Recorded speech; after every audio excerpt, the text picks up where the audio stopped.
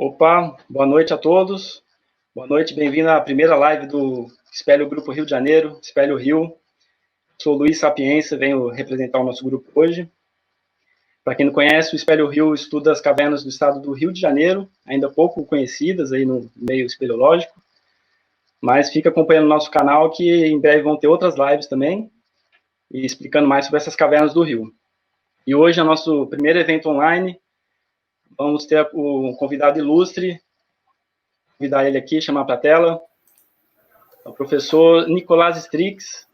Ele é geólogo formado pela USP, com mestrado e doutorado também pela USP, e atualmente é professor do Departamento de Geoquímica da UF, Universidade Federal Fluminense.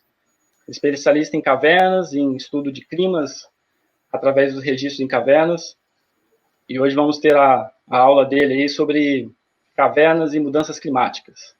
Então, bem-vindo, Nicolas, boa noite. Opa, boa noite, muito obrigado, Luiz. Queria agradecer muito o Espelho Rio pelo convite. Acho que é uma iniciativa muito bacana de convidar os diversos espeleólogos que estão, às vezes, dentro das universidades, levantando também informações importantes. E é uma oportunidade rara assim, da gente conseguir transmitir esse conhecimento que a gente gera dentro da academia para o público de uma maneira geral. Bom, nessa apresentação eu vou colocar, inclusive, alguns dados inéditos de uma pesquisa que a gente recém começou na região do Cast do Peruaçu. E, enfim, é um tema, na verdade, que é comum a muitas pessoas, né, que é a questão sobre como que as mudanças climáticas elas afetam a região do Brasil Central e como que a gente pode utilizar os depósitos naturais para identificar as impressões desses eventos, dessas mudanças ambientais. Então, queria agradecer mais uma vez o convite do Espelho Rio. E, bom... Nós que agradecemos o seu aceite aí, a sua palestra. Só avisando ao público que eles podem enviar perguntas enquanto você apresenta, e ao final vamos ler as perguntas e você vai responder algumas delas. Muito obrigado. É isso aí. Bom, passar a palavra para você então, para a gente começar. A apresentação, eu vou sumir aqui, vou compartilhar sua tela. Então, ótimo, então. Boa apresentação, até já. Opa, muito obrigado. Bom, vamos lá, pessoal. Então, basicamente, o tema dessa apresentação vai ser como que as cavernas registram as variações climáticas do Brasil Central. É um tema que nós vamos abordar sobre mudanças climáticas, os impactos que isso tem no regime hidrológico e como que, através das cavernas, a gente consegue registrar essas variações. Bom, esse é um trabalho que é feito com muito esforço, é um grupo muito grande de pesquisadores envolvidos. Além de mim, nós temos o Plácido. Eu vou apresentar aqui a tripulação. Aqui são os membros do nosso grupo de pesquisa. Esse aqui é o Plácido Buarque, foi nosso aluno de doutorado, ele que ajudou muito, ele que carregou boa parte desse projeto ali, mostrando os espeleotemas que nós vamos apresentar hoje. Esse daqui é o Matheus Simões Santos, outro aluno de pós-graduação, mestrado ali da UFVJM, Vale do Jequitinhonha e Mucuri, também ajuda a gente bastante. Essa aqui é minha aluna de mestrado, Ângela Ampuero, que trabalhou bastante também nesse projeto, tem nos ajudado. Outros membros importantes, o professor Francisco Cruz, que é um dos líderes desse projeto de pesquisa, que envolve utilização de espeleotemas para reconstituição do clima, é um dos pioneiros nessa área de estudo aqui no Brasil. Também o professor Hamilton dos Reis Salles, do Instituto Federal do Norte de Minas, um grande pesquisador colaborador nosso local. A Marília Chimizo, do Instituto Nacional de Pesquisas Espaciais, que também integra esse grupo de pesquisa. Também o Gilvan Sampaio de Oliveira, que é coordenador-geral do CPTEC do INPE, faz parte do grupo de pesquisa. O biólogo Luciano Fiorotto Redondo, que também é outro colaborador, outro membro aqui do grupo do Instituto de Biologia da USP, o professor Gregório Secantini, que também está com a gente, e outros membros como o professor Matias Rulli, da Universidade de Albany, que trabalha com a gente em cooperação nessa área de estudos climáticos e reconstituição do clima do passado, e também o pós-doc, o Valdir Novello, que tem bastante artigo publicado sobre as mudanças climáticas do último milênio, aqui para a região da América do Sul, e muitas dessas reconstituições, de maneira geral, com base em espeleotemas. Bom, esses são os membros principais. É claro que, na verdade, esse é um time muito maior, existem muitos outros alunos de doutorado e mestrado que estão desenvolvendo estudos em outras áreas da América do Sul. É um grupo relativamente grande, apesar que está mais concentrado dentro da Universidade de São Paulo e da Universidade Federal Fluminense, ali no Rio de Janeiro, da qual eu faço parte. E, bem, vamos começar para contar essa história de como que a gente pode utilizar espeleotemas para reconstituir o clima. Eu vou utilizar uma narrativa que vai ser o nosso fio condutor, que é como que essa pesquisa, mais precisamente envolvendo as mudanças climáticas do século XX, ela começou. Então, a área que nós vamos debater, que nós vamos discutir aqui, é o centro-leste do Brasil. Todo mundo ouve falar de centro-oeste, mas também tem um recorte que nós chamamos de centro-leste, aquela parte que pega o norte de Minas Gerais, o sudoeste da Bahia, aquela região do Tocantins. Bom, sudoeste do Brasil, essa porção aqui, que congrega um conjunto muito grande de biomas, né? Na verdade, aqui temos um pouco de cerrado, temos caatinga, nós temos aqui a Mata Atlântica. Eu não sei se é possível vocês visualizarem aqui, dá para ver o cursor do mouse. Nós temos um outro tipo de bioma que cresce aqui, na verdade, numa fronteira entre cerrado e caatinga, que é chamada de mata seca calcária. E a área de estudo nossa é justamente essa porção aqui, a conexão entre vários biomas, uma região de transição de cerrado para caatinga. A vegetação que predomina lá é o cerrado. Essa clássica vegetação aqui que todo mundo vê nos livros didáticos de geografia do ensino médio. Bom, o cerrado, ele é o que é, tanto por conta da questão de nutrição de solo, como também da disponibilidade hídrica. Esses dois fatores são fundamentais para controlar o cerrado. Bom, toda a região do Brasil Central, ela é dominada por um clima bem sazonal. Quer dizer que o regime hidrológico ele é bem sazonal, ou seja, tem uma estação chuvosa e uma estação seca muito bem definida. Esse gráfico aqui embaixo mostra a distribuição de chuvas ao longo do ano da região de Cerrado. E se você for observar, a principal característica do Brasil Central é uma seca de mais ou menos uns 5 meses em que quase não chove absolutamente nada. Você vê que esse aspecto ele vai ser muito importante, eu vou voltar com ele várias vezes ao longo dessa apresentação. E por que isso pode ser crítico num cenário de mudanças climáticas? Bom, a nossa área de estudo ela vai estar exatamente aqui na fronteira entre Minas Gerais e Bahia. Esse aqui é o Rio São Francisco, é um dos maiores rios do Brasil, ele percorre quase 3.000 quilômetros, e ao longo desses 3.000 quilômetros, São Francisco ele vai cortar importantes biomas. Ele nasce numa zona de Mata Atlântica, depois ele vai encontrar um pouco de cerrado aqui na região norte de Minas, e vai entrar numa zona de semiárido, mais de caatinga, aqui para o centro da Bahia. É um rio que ele ao longo do Holoceno, né, que são esses últimos 10.000 anos, esse recorte geológico mais recente do tempo, que é o período no qual o homem, as civilizações surgem e tudo mais, essa parte mais recente da história geológica, o Rio São Francisco ele funciona como um importante corredor tanto para a distribuição de vários assentamentos de paleoíndios aqui ao longo da bacia do São Francisco, como também um importante corredor aqui ligando esses biomas. Bom, e nós estamos então bem aqui no que seria no médio curso do Rio São Francisco, onde está a nossa área de estudo. Bom, vamos lá. Seguindo para entender melhor exatamente onde a gente se encaixa. Esse aqui é um recorte que mostra o Rio São Francisco. Não sei se vocês conseguem ver aqui nesse quadradinho do mapa, aqui no norte de Minas Gerais, bem no médio curso da bacia do Rio São Francisco. Aqui tem um rio chamado Rio Peruaçu. Ele é um afluente da margem esquerda do Rio São Francisco. Ele é um dos poucos tributários permanentes do Rio São Francisco nessa altura da bacia. É uma região que seria as portas de entrada para o semiárido. Nessa região do norte de Minas, é uma transição entre o que seria um clima tropical, subúmido, para um clima semiárido, né, com uma estiagem já considerável. E temos, então, aqui esse rio, um tributário pequenininho de mais ou menos uns 70 quilômetros. Bom, acontece que o rio Peruaçu, ele tem uma coisa especial em relação aos demais tributários do Rio São Francisco.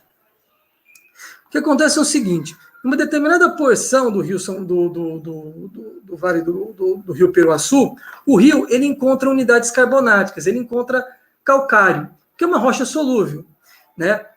Então, o que vai acontecer? Esse rio ele vai começar essa água ele infiltra e começa a desenvolver uns sistemas de cavernas. Esse daqui é a imagem aérea, a imagem de satélite. Você vê aqui o rio Peruaçu, ele vem vindo aqui, e de repente ele entra numa unidade de rocha carbonática, e aqui ele começa a escavar um conjunto de cavernas. Você percebe que tem hora que o rio some, depois ele aparece de novo. Aí aqui o rio sumiu, aí ele aparece de novo. Aí aqui o rio some, depois ele aparece de novo. E tem vários trechos em que o rio simplesmente desaparece. Na realidade, toda essa região que nós vemos aqui, ó, em que o mouse está passando, era um sistema de conduto subterrâneo. E com o passar do tempo, esse conduto foi alargando e o teto desabou. E agora você consegue ver o rio. As cavernas elas são basicamente feições residuais desse gigantesco sistema de condutos subterrâneos que o rio escavou. E acaba formando o que a gente pode chamar de um cânion kárstico, né? O kárstico, como todo mundo já conhece, é o nome que a gente dá essa feição de relevo constituída por rocha carbonática, né, onde você tem grandes cavidades subterrâneas que se desenvolvem. Então, foi uma espécie de um cânion kárstico. Essa aqui é uma outra imagem que dá para a gente entender melhor mais ou menos o que acontece. Esse daqui é o rio Peruaçu, ao longo dos seus 70 quilômetros. Aqui está a nascente do rio. Aqui na zona de nascente tem alguns lagozinhos que a gente vai discutir brevemente. Tem um lago que nós estamos estudando, chama Lago Azul, enfim. O rio Peruaçu ele vem cortando aqui, nessa parte de cima da bacia, é uma zona de chapada, é uma zona bem plana. Aqui por cima tem os arenitos, o rio corre em cima de uma areia, e de repente ele encontra uma unidade de carbonato. E aí o rio se mete por baixo da rocha, escavando um sistema de galerias subterrâneas, onde você vê o rio desaparecer e aparecer. E aqui nesse curso se forma um conjunto enorme de cavernas. Bom, esse trecho aqui é a região do Parque Nacional Cavernas do Rio Peruaçu, um dos mais bonitos parques nacionais do Brasil. É simplesmente impressionante, e aqui é onde a gente está trabalhando. Bom, então, olha só, essa aqui é uma imagem do cânion do Rio Peruaçu, justamente quando o rio, aqui, ó, nessa altura, desculpa aqui, ó, quando nessa altura aqui, o rio entra na unidade de rocha carbonática. Então, esse daqui, ó, que você vê, é o cânion, e essas paredes aqui, ó, são o carbonato. Antigamente, o que acontecia é que, na verdade, aqui havia um teto, e tudo isso aqui era um sistema de cavernas. O teto desabou e agora você consegue ver o vale. Eu vou mostrar agora um conjunto de imagens para vocês terem uma ideia melhor do tamanho dessas cavernas. Essa daqui é uma das primeiras cavernas do sistema do cânion. O rio, não dá para ver, ele está correndo aqui embaixo, bem na margem esquerda. E se vocês olharem aqui nesse arco gigante, tem um pequeno pixel aqui que é uma pessoa. Uma pessoa aqui, ó, muito pequenininha, para você ter ideia do tamanho do arco, né? Esse aqui é um dos primeiros sistemas de caverna. Esse daqui é um outro, chamado Arco do André, está aberto para visitação turística, quer dizer, no momento do Covid não rola, mas vocês podem visitar o Arco do André. Isso aqui tem mais de 90 metros de altura. Aqui nesse círculo amarelo tem uma pessoinha, para vocês terem uma ideia do tamanho dessa cavidade, o rio passando aqui embaixo, tem uma escala aqui. Esse aqui é uma outra imagem do Arco do André, isso aqui é gigante, quase 90 metros de altura, não dá para ver, mas tem uma galera andando aqui embaixo, tamanho o rio, tamanho esse cânion. Essa daqui é o janelão, aqui dá para ver melhor o rio passando, e essa caverna gigantesca, essas árvores que estão aqui embaixo, elas são bem altas. é que essa caverna é simplesmente surreal de grande. Bom, e nós estávamos justamente no Parque Nacional Cavernas do Peruaçu, estudando, e a gente vai ver como é que nós fazemos isso, reconstituições climáticas, mas o nosso interesse, a princípio, era trabalhar com recortes temporais mais antigos. A área da ciência que estuda o clima do passado chama-se paleoclimatologia, e a gente se divide, basicamente, entre os recortes temporais que nós trabalhamos. É claro, assim, os paleoclimatólogos, eles podem se dividir dessa forma. Tem gente que trabalha com recortes muito antigos, tem gente que trabalha com coisas mais recentes. Eu não vou entrar agora nas subdivisões da paleoclimatologia, porque ela é simplesmente gigantesca. Mas é uma maneira de você entender que a gente divide por faixas. Os nossos projetos de pesquisa, inclusive, muitas vezes são desenhados com base no recorte temporal que a gente quer estudar. A gente começou tentando estudar o clima dos últimos 1000 anos. O que nós estávamos preocupados aí nessa região era ver, por exemplo, a influência de grandes erupções vulcânicas na variação de chuva, ou como mudanças da irradiância solar, da atividade do Sol, poderia estar relacionado com mudanças de chuva, quando a gente se deparou com uma outra coisa. Bom, essa aqui eu vou mostrar para vocês. Essa aqui é só mais uma foto maravilhosa do Janelão, a principal caverna turística, vale a pena visitar, é uma das paisagens mais bonitas que eu já vi na vida. Sério, eu diria que o Vale do Peruaçu é a paisagem kárstica, uma das paisagens kársticas mais bonitas do mundo, uma das, né? É simplesmente excepcional. Mas, enfim, o que nós observamos é que o Rio Peruaçu estava desaparecendo. Então, olha só, essa daqui é a ressurgência da Gruta do Brejal, que é aquela primeira caverna que eu mostrei para vocês, que tinha uma pessoa pequenininha, um pixel. E esse daqui é o rio saindo da Brejal. Essa aqui foi uma imagem tirada em janeiro, e essa aqui uma imagem tirada em fevereiro. O que a gente esperava era um cenário completamente diferente, principalmente para janeiro e fevereiro, em que o rio ele já começa a se aproximar do seu pico. E o rio sumindo. E conversando com vários locais, eles reportavam que esse cenário era absolutamente atípico. Ninguém se lembrava de ver o rio com uma vazão tão pequena. Isso aqui a gente tentando medir vazão do rio, que na verdade a vazão era de alguns ml por segundo, e agora, em fevereiro de 2019, era zero. Ou seja, em várias partes do cânion, simplesmente o rio desaparecia. Ele simplesmente desaparecia. O problema, qual que era? O problema é que o Rio Peruaçu não tem uma estação fluviométrica. Não havia uma série histórica de medição de vazão do rio que nós poderíamos utilizar para descobrir se isso era anômalo ou se era algo recorrente. Então, a gente resolveu observar em volta o que estava acontecendo com os outros corpos hídricos. Bom, lembra que eu comentei que na cabeceira do Rio Peruaçu, na nascente, tem umas pequenas lagoas? Essa aqui são algumas lagoas aqui que a gente vê nessa imagem do Google Earth, uma imagem um pouco mais antiga, e você vê algumas das lagoas que integram o sistema de cabeceira do Rio Peruaçu. Agora eu vou mostrar uma imagem Landsat. Essa aqui é uma imagem Landsat de 2013. Aqui dá para ver alguns corpos hídricos, aqui algumas lagoas que estão bem na cabeceira do sistema do Rio Peruaçu. Em 2013, elas estavam quase secando. Em 2017, já não tinha mais lagoa nenhuma. Quer dizer, só sobrou uma, a Lagoa Azul. Tudo secou. Tudo secou. E os locais não têm lembrança de um período em que essas lagoas teriam secado. Essa aqui é a imagem, por exemplo, de como estão essas lagoas, esses corpos hídricos, e é uma região em que, basicamente, o uso e ocupação é muito pequeno. Na verdade, elas estão em zonas de preservação ambiental, você não tem grandes propriedades, principalmente em volta dessas lagoas, com grandes poços.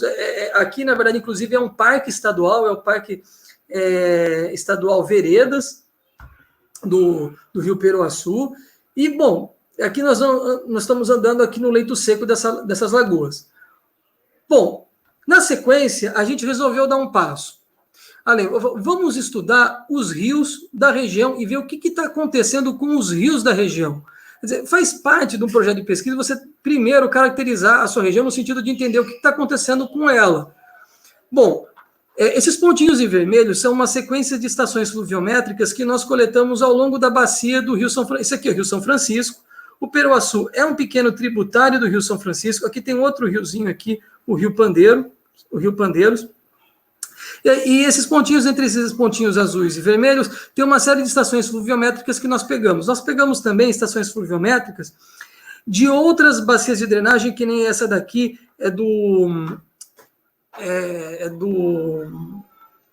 Rio Jequitinhonha, né? Vamos ver o que está acontecendo com as drenagens, com a vazão dos rios locais.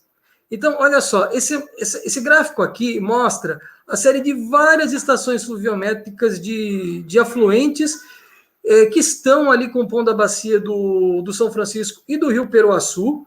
Então, essa aqui é uma média normalizada dos dados, e aqui em preto é a média geral, é a média das vazões. Existe uma consistência enorme entre as vazões desses rios, e o que a gente observa é que, de maneira geral, todos apontam para a mesma relação de redução drástica do regime de vazão. Então, a vazão dos rios da região norte de Minas está reduzindo. Então, a princípio, quando a gente se volta para o Rio Peruaçu, o que a gente observa é que, na verdade, o que nós estamos observando no Rio Peruaçu parece estar conectado com algo que é sistemático na região. Bom, e para vocês terem uma ideia, aqui em azul eu estou comparando, você vê quão curioso é isso. Em azul são as vazões do Rio São Francisco. Isso na altura do município de Januária, que é onde está o Parque Cavernas do Peruaçu, no setor médio da bacia, na porção média da bacia do Rio São Francisco, que tem até então uma zona de captação enorme. E essa daqui que vocês veem em vermelho é a vazão do Rio Pandeiros. O Rio Pandeiros, deixa eu voltar aqui, ó. O Rio Pandeiros é um pequeno tributário da margem esquerda do Rio São Francisco. Um rio que, inclusive, ele passa por um parque estadual, por zona de preservação ambiental, onde o uso e ocupação é muito diferente do que se passa, por exemplo, com o Rio São Francisco. Opa, deixa eu voltar aqui. E o que é curioso é que quando eu pego um pequeno riozinho, que é um afluente da margem esquerda do Rio São Francisco, pequenininho, com padrões de uso e ocupação completamente distintos, e eu comparo com o Rio São Francisco, a gente observa basicamente a mesma coisa. Os dois apresentando a mesma tendência. O que sugere que tem alguma coisa do ponto de vista climático afetando todo o sistema.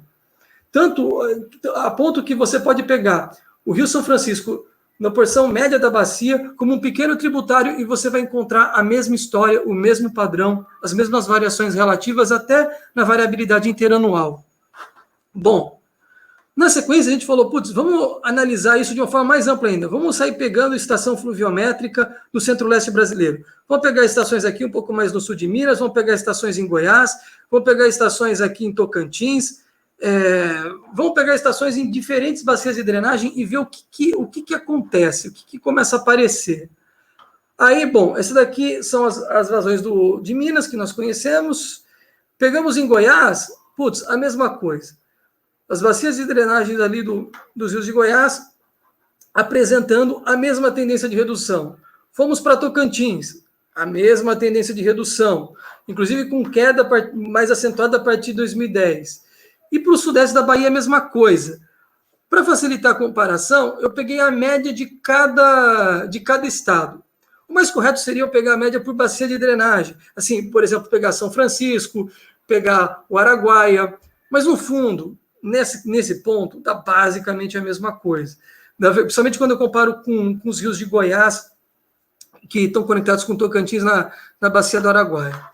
Bom, o que você observa é que tanto em Goiás quanto para bacias de drenagens do sudoeste da Bahia, aqui eu coloquei sudeste, mas sudoeste da Bahia, vocês me desculpem aqui, quanto os rios do norte de Minas, todos apresentando a mesma variação relativa, está consistente.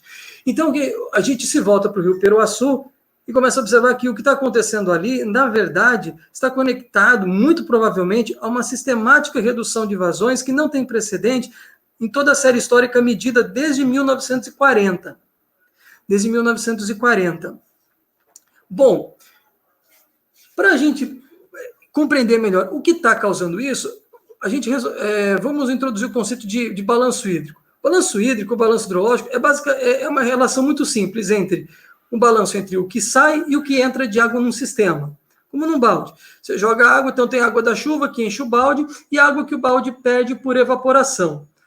A diferença disso é expressa na vazão dos rios.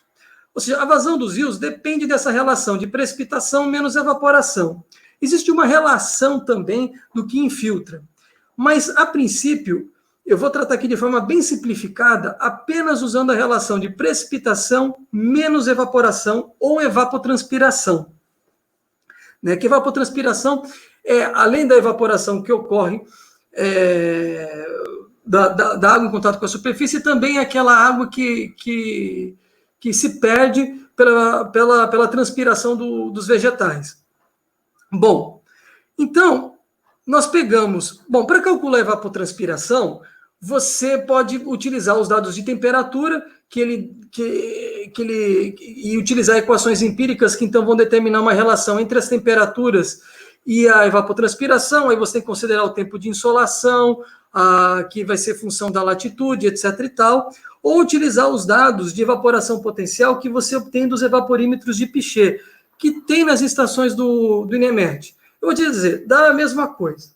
Eu fiz comparações entre usar evaporação medida pelo evaporímetro de Pichet ou evapotranspiração teórica a partir dos dados de temperatura, usando a equação do Thornthwaite. E, bom, é a mesma coisa. Mas, basicamente, é uma maneira de você ter uma relação de quanta água está perdendo por evaporação ou conjunto de evapotranspiração. Então, nós fomos de volta à estação do INEMET, coletamos esses dados e calculamos para cada estação, para cada série histórica, o potencial de evaporação, e que depende exclusivamente de temperatura. É mais do que só a temperatura, mas é o carro-chefe, a principal variável que controla isso é a temperatura, e comparamos com as vazões. E isso aqui que eu estou expressando no gráfico. Ó, o que você vê aqui em linha preta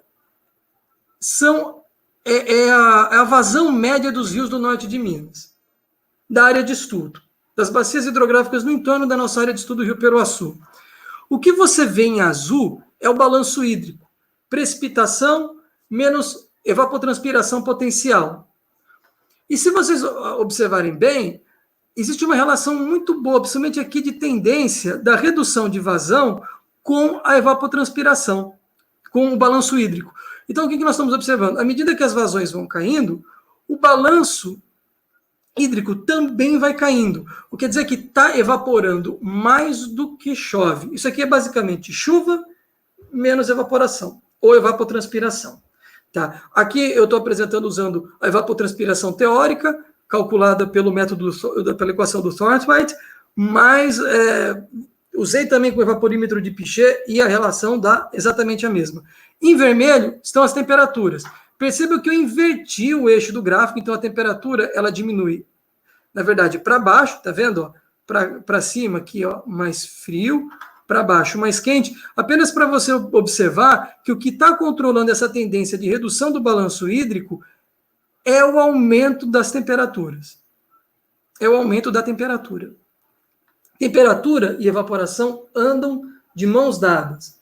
Bom, e aqui que vocês estão vendo, simplesmente é a reconstituição das temperaturas da região norte de Minas. Esse aqui foi um trabalho de levantamento histórico que o Matheus Santos fez. Bom, olha só, colocando em contexto o que está acontecendo no centro-leste brasileiro, essa aqui é uma imagem que você tem do relatório do IPCC 2014, essa aqui é anomalia, é a série de variação de temperatura da superfície da Terra entre 1901 e 2012, ou seja, basicamente ao longo do século XX. Então, ao longo desses 112 anos, como que a temperatura variou? E você percebe que a região centro-leste do Brasil é uma das regiões que mais aqueceram ao longo do século XX, junto com, por exemplo, boa parte aqui da Ásia, dessa região da Sibéria, com o norte da África e aqui com o Canadá. O centro-leste brasileiro é uma das regiões que mais aqueceram. Tá? Essa aqui é a média geral, a série de anomalia de temperatura geral do século XX. E é o seguinte, a gente pegou nessas estações do INEMET, o Matheus, ele foi para a gente, nas regionais, pegar as planilhas históricas dessas estações que não estão disponibilizadas online ainda. Nós fotografamos, o Matheus fotografou planilha por planilha, fotografou, e a gente reconstituiu essas séries de temperatura que vão desde o início do século XX, desde 1920.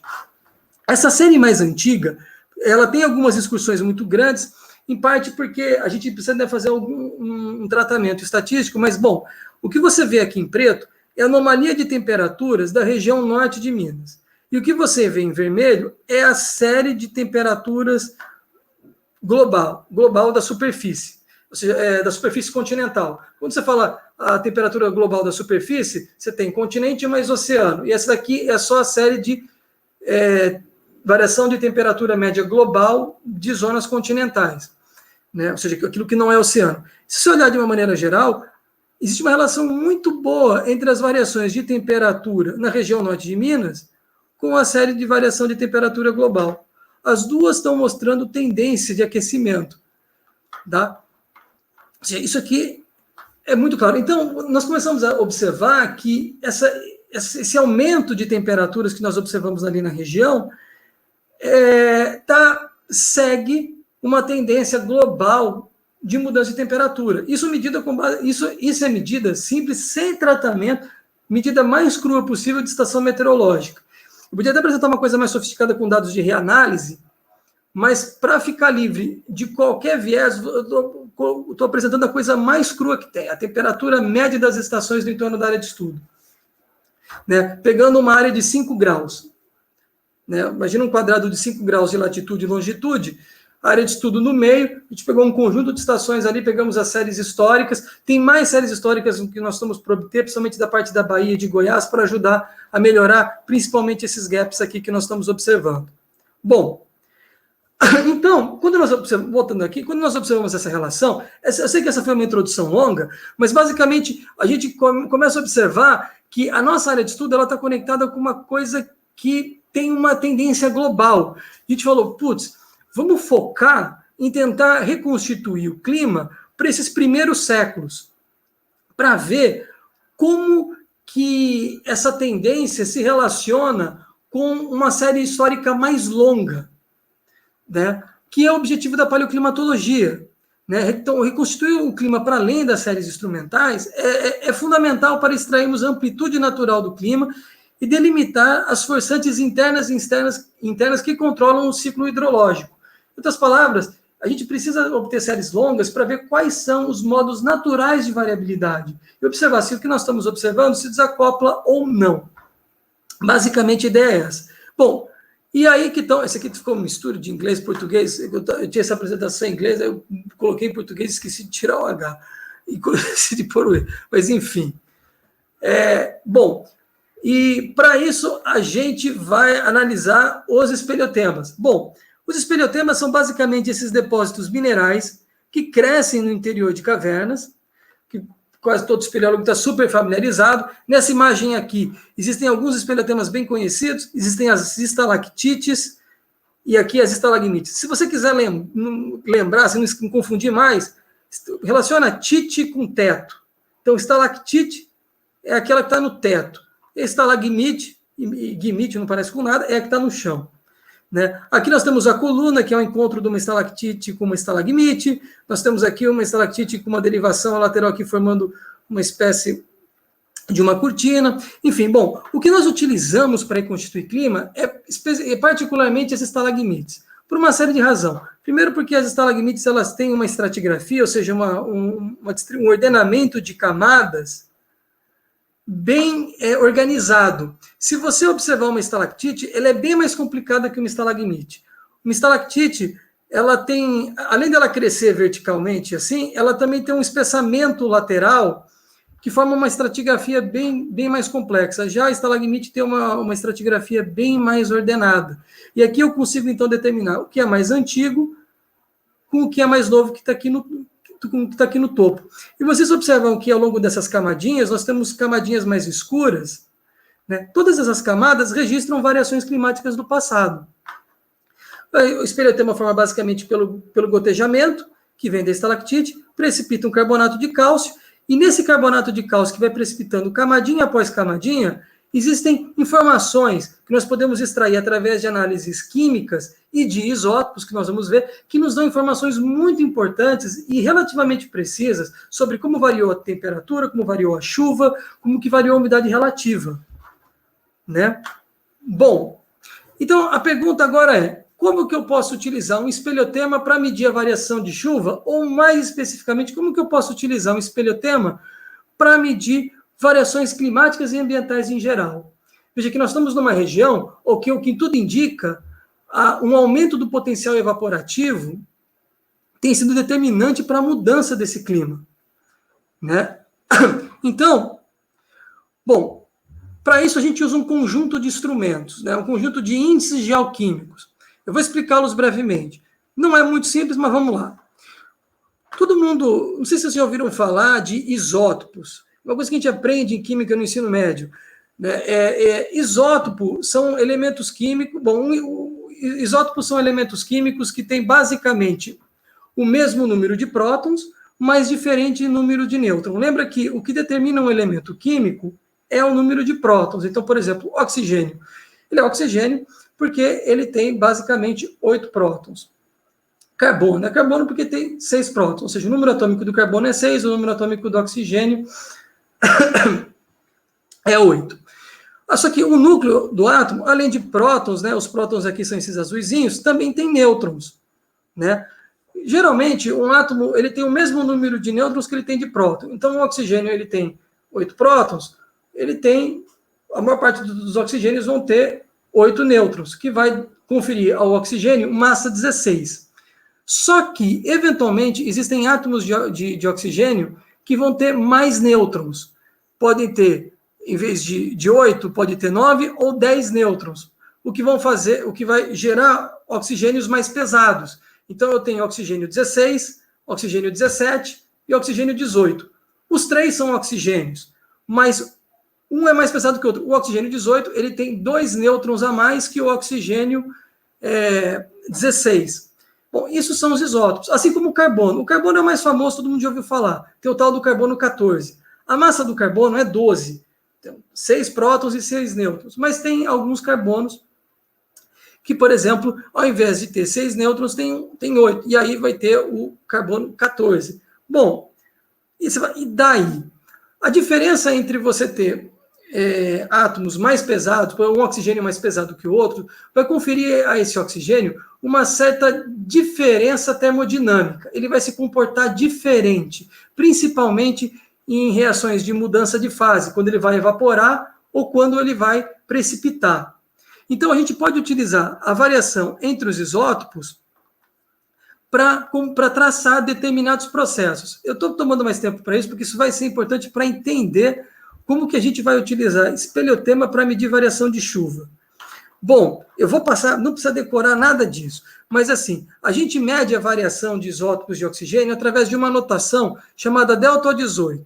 A única coisa que você pode esquecer essa equação, você não precisa se ater a ela agora, mas basicamente o que ela expressa é a relação entre a proporção de oxigênio pesado e leve de uma amostra em relação ao padrão. Mas para simplificar, você tem que entender o seguinte: quando o delta-18, quando esse valor ele é maior, quer dizer que existe mais isótopo pesado. Quando esse valor é menor, tem menos isótopo pesado. Basicamente isso. Então, uma água com delta-18 maior quer dizer que essa água tem mais isótopo pesado. Se o delta-18 for menor, quer dizer que a quantidade de isótopo 18, a quantidade de isótopo pesado é menor. Certo? Bom, por fim, o último slide sobre essa história de isótopo.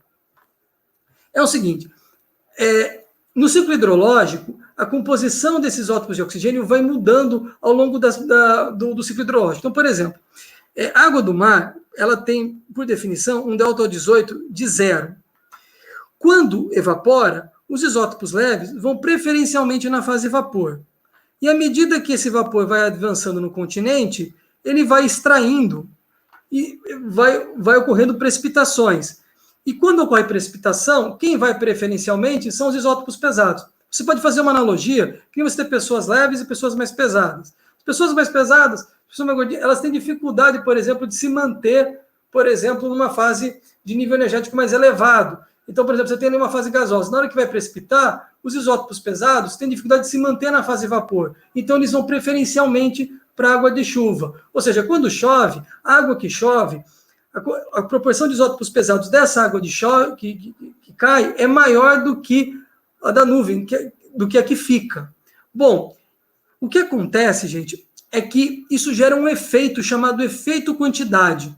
Imagina a nuvem como um reservatório finito.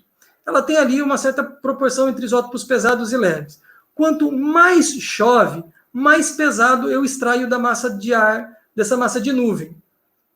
O que gera um seguinte efeito. Se chover muito, se eu extrair muita umidade dessa massa de ar, a quantidade de isótopos pesados começa a ficar pequena. Por quê? Porque eu estou extraindo toda hora os pesados. Aí chega uma hora que os isótopos leves começam a vir também. Então, o que acontece é o seguinte, quando chove muito, a composição de isótopos pesados fica menor, porque é como eu vou extraindo muito pesado, a nuvem começa a ficar pobre em pesado e começa a mandar isótopo leve. Pode parecer meio confuso, né? Mas se eu fosse simplificar para você, você só precisa guardar a seguinte relação. Quando a chuva aumenta, o ΔO18, a quantidade de isótopos pesados diminui.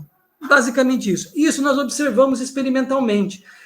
Tá? Esse daqui é um mapa em que mostra, esse aqui são várias estações de medição da composição isotópica da chuva na América do Sul e em outros pontos no globo. Esse aqui é uma relação entre a quantidade de chuva e a composição isotópica. O azulzinho quer dizer uma forte relação negativa, ou seja, ali está medido experimentalmente que quanto mais chove, menos é a composição de isótopos pesados. Bom, essa é a primeira coisa que você precisa entender. Bom, agora vamos entrar na caverna. É o seguinte, eu pus esse gráfico simplesinho, mas ele não serve. Imagina que eu tenho aqui a água da chuva, ela está caindo. Olha só, o oxigênio da molécula de água guarda relação com a quantidade de chuva. Na hora que ele infiltra no solo, ele vai dissolver o carbonato de cálcio e aí vai gotejar e precipitar carbonato de cálcio. Bom, esse carbonato de cálcio, o oxigênio do carbonato de cálcio, que forma o espeleotema, ele tem a mesma composição isotópica, ou melhor, ele tem uma composição isotópica muito parecida com a composição isotópica da chuva. Então, agora fica mais simples entender a história. Se chove mais, a composição isotópica do oxigênio da chuva diminui. Eu tenho menos isótopos pesados. E o carbonato de cálcio da gotinha, que vai formado pela gotinha, também vai ficar com menos isótopos pesados. Então, medindo a variação relativa do isótopo de oxigênio do carbonato de cálcio, eu consigo ver a variação relativa de chuva do passado. Simples assim. Quer dizer, pode não ser tão simples agora, mas a ideia basicamente é essa. O oxigênio da chuva tem relação com a quantidade de chuva e quando o carbonato de cálcio precipita, o oxigênio dele vem do oxigênio da molécula de água, de maneira que ele vai gravar a variação relativa da composição isotópica da água da chuva, que guarda a composição relativa da umidade.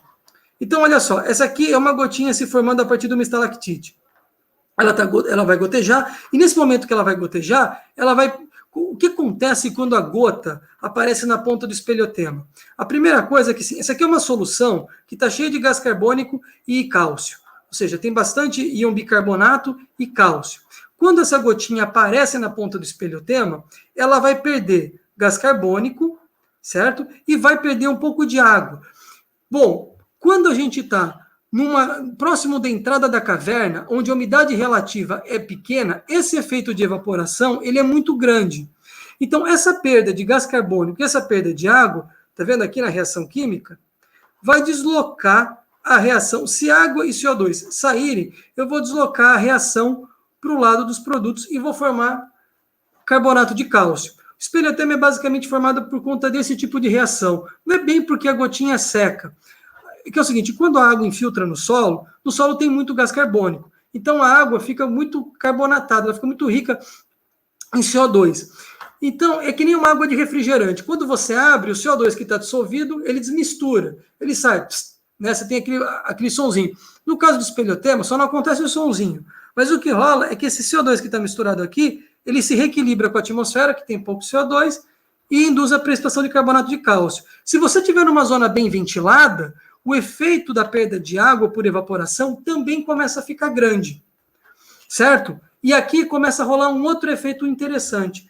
Quando eu tenho evaporação, os isótopos mais leves de água também vão embora. Então, se a umidade da caverna, se a umidade relativa do ar cair, eu vou perder isótopo leve. E eu vou tentar deixar o carbonato de cálcio mais pesado, por conta da perda de água por evaporação. Tá bom? Bom, eu tenho, no final das contas, os seguintes índices. De toda essa história que eu te falei, você pode guardar só essa regrinha que acabou. Toda vez que a composição de isótopos de oxigênio, ou mesmo de carbono, que eu não vou entrar no detalhe como é que funciona, de um espeleotema, de uma estalagmite, aumentar, é porque ficou mais seco. Tá? Guardem isso. Toda vez que aumentar, é porque ficou mais seco. Mas, além disso, os espeleotemas, eles também têm outras impurezas, como magnésio, estrôncio, bário, uma série de outros íons. Né? Então, volta aqui para essa figura aqui. Imagina que eu estou perdendo água por evaporação. Né? A gota está secando. Eu estou precipitando carbonato de cálcio aqui. Se eu precipitar carbonato de cálcio antes da gotinha cair, e o efeito da perda de água por evaporação vai ser muito importante nesse caso, o que vai acontecer? Eu vou deixar carbonato de cálcio aqui. O carbonato de cálcio consome o cálcio da solução. Quando a estalagmite for formar, a proporção de cálcio diminui em relação aos outros íons. Então, o que acontece? Em determinadas impurezas, como magnésio, estrôncio e bário, a razão magnésio-cálcio, estrôncio-bário e bário-cálcio, na estalagmite, no carbonato formado, também vai aumentar. Gente, vou simplificar na seguinte regrinha. Quando a gente pega uma estalagmite, toda vez que os isótopos de oxigênio aumentam, e as razões magnésio-cálcio, estrôncio-cálcio e bário-cálcio aumentam, toda vez que esses índices geoquímicos aumentam, isso sugere condições secas. Tá bom? Bom, pode não ser muito trivial, a princípio, mas essa é uma das formas como a gente consegue utilizar espeleotema para reconstituir chuva. Fazer o quê? Bom, então, agora que a gente sabe disso tudo, vamos entender o que está acontecendo, como que a gente pode utilizar os espeleotemas para reconstituir isso, contando a história desse trabalho que nós fizemos no norte de Minas Gerais. Então, vamos lá. A gente estávamos no vale do Rio Peruaçu, escolhemos uma caverninha chamada Lapa da Onça. A Lapa da Onça é uma caverna, como vocês veem aqui, ela é um pouco maior ali para o fundo, mas é uma caverna que tem uma entrada bem ampla, e nós resolvemos coletar um espeleotema bem próximo à boca da caverna. Então, essa aqui é a entrada da caverna, coletamos uma estalagmite exatamente aqui, próximo dessa seta. A gente queria um ambiente que tivesse totalmente sendo afetado pelas condições evaporativas. Nós queríamos um ambiente que tivesse sendo afetado pelas temperaturas, pela mudança da umidade relativa. Aí, olha só, essa daqui é uma série de monitoramento da caverna. Começamos a monitorar, eu, Plácido, o Hamilton ali de Januária. O Hamilton é o cara que basicamente leva esse monitoramento nas costas. Estamos monitorando a caverna. Então, olha só, em azul é a variação de umidade relativa da caverna. Em cinza é a variação de umidade relativa medida na estação meteorológica de Januário, que está quase 30 quilômetros da caverna. Em vermelho é o potencial de evapotranspiração medido na estação meteorológica. Na verdade, é o potencial de evaporação medido no evaporímetro de Piché. Se você observar, as variações das condições da caverna estão em perfeito equilíbrio com a atmosfera do ambiente externo medido na estação meteorológica. Então, todos aqueles índices que eu te falei, isótopos de oxigênio, carbono, e aqueles índices químicos, magnésio, cálcio, estrôncio, cálcio, bário, cálcio, que são sensíveis às condições de evaporação, estão sujeitos a serem lidos nos espeleotemas. Né? Ou seja, eu estou em um ambiente que ele está totalmente afetado pelas condições do ambiente externo, está em perfeito equilíbrio, e eu sei que tem uma série de índices geoquímicos que são sensíveis a isso. Bom, aí a gente foi na caverna, pegamos aqui coletamos uma estalagmite, essa aqui é a estalagmite da Onça 1, né? Essa é cara, os espeleotemas ali são muito bonitos. Fizemos datações primeiro, né? Bom, a maneira como data espeleotema, o método mais empregado é um método radiométrico chamado urânio-tório.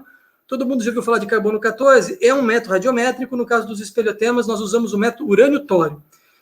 O decaimento radioativo do urânio 234 para tório 230. É um método super preciso. Então, a gente aqui, datamos o topo dessa amostra. Nós coletamos esse espeleotema em 2016. Você vê o topinho, a datação é o ano 2016, o erro da datação mais ou menos 4. Aqui o ano 2008, o erro da datação mais ou menos 2. Aqui o ano 1963, mais ou menos 2. Perfeito. Bom, esse aqui é uma das outras estalagmites que nós trabalhamos ali. Essa aqui é a onça 2, olha só, aqui tem uma datação no topo. Em 2000, coletamos do espeleotema em 2016, a datação do topo dá 2015 mais ou menos 3, ou seja, dentro do erro. Aqui uma datação de 1940 mais ou menos 1. Você percebe que tem um monte de camadinha, né? Essa estalagmite tem camadas anuais.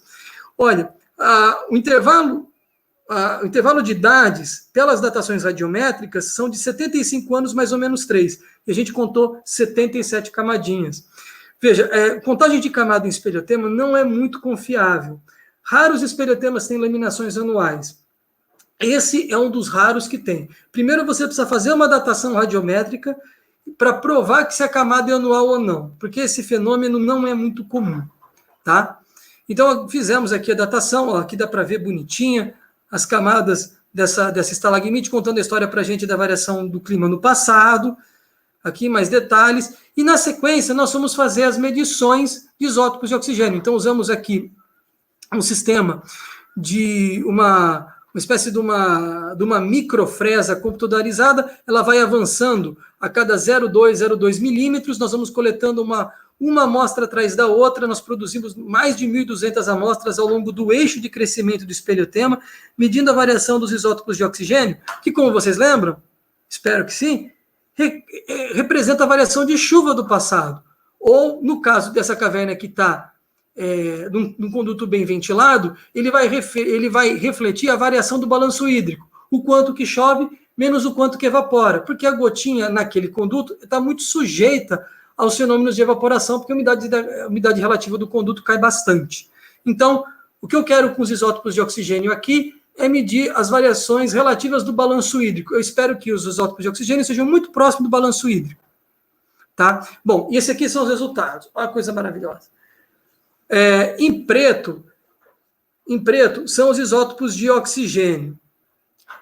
Em azul é o dado de balanço hídrico medido nas estações meteorológicas. Como vocês podem observar, a relação é muito boa. Eles são muito parecidos, né? No caso, quando a gente trabalha com isso, a gente não está muito preocupado em analisar a variabilidade interanual, ou seja, de um ponto para o outro. É comum você ter diferenças por uma série de razões. Existe um pouco de imprecisão da cronologia. Outra, a gente está trabalhando com um índice geoquímico que ele é sujeito a outras variáveis, então nem sempre ele é perfeitinho. Ele serve mais para a gente ver tendências, se ele está reproduzindo a tendência. O engraçado é que até na variabilidade interanual tem vezes que eles são muito parecidos. Então, olha só, aqui está o balanço hídrico da região, precipitação menos evaporação. Eu vejo, olha aqui o eixo, a redução do balanço hídrico, e no caso dos isótopos de oxigênio, eu inverti o eixo, você percebe que os valores mais elevados estão aqui para baixo, os isótopos de oxigênio estão ficando mais pesados. Se você não está muito familiarizado com essa notação de isótopo de oxigênio, não precisa se preocupar, fica mais no que eu estou... tenta pegar mais ou menos o que eu falo, porque às vezes leva um tempo até a gente se familiarizar com esses eixos que às vezes vão invertendo, ou que, o que quer dizer um isótopo, o delta 18 está ficando mais positivo, de menos 6 para menos 4, o que isso quer dizer? Às vezes isso é um pouco confuso, quem está vendo pela primeira vez, mas, de novo, basicamente isso aqui é uma relação da variação relativa entre os isótopos, e aqui, o número está ficando cada vez mais positivo, quer dizer que eu tenho cada vez mais isótopos pesados, cada vez condições mais secas na região. Basicamente é isso que nós estamos vendo. E a gente vê aqui, marcado na curva preto, ficando mais seco, seguindo a variação relativa do balanço hídrico. A mesma coisa acontece para os isótopos de carbono, que eu não expliquei, não vou entrar em detalhe porque não é muito fácil. E, bom, é o seguinte, além dos isótopos de carbono, a gente pode analisar muitas outras coisas, entre elas os elementos traços. Lembra que eu falei da razão estrôncio-cálcio, bário-cálcio, magnésio-cálcio? Bom, Basicamente, como é que ela funciona? Quando esses íons aumentam, estrôncio, magnésio, bário, quando eles aumentam é porque as condições estão ficando mais secas. Você pode fazer uma analogia, ela não é muito adequada, mas você poderia pensar da seguinte maneira. É como se a gota fosse secando, eu estou simplificando bastante a história, mas vamos lá. É como se a gota fosse secando e, de certa maneira, a solução ficasse mais salgada. Você vai ter mais íons como magnésio, estrôncio, bário, eles vão crescer em proporção relativa em relação ao cálcio. Não é bem isso. Mas se você não está familiarizado, essa é uma maneira de você entender. Tá? Então, basicamente, a concentração de magnésio, bário e cálcio vai aumentar à medida que a condição fica mais seca.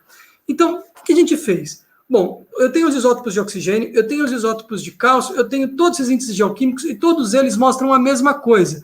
Todos eles mostram um aumento sugestivo de condições mais áridas. Como eles estão, a princípio, respondendo à mesma variabilidade, eu vou fundir todos eles num único índice.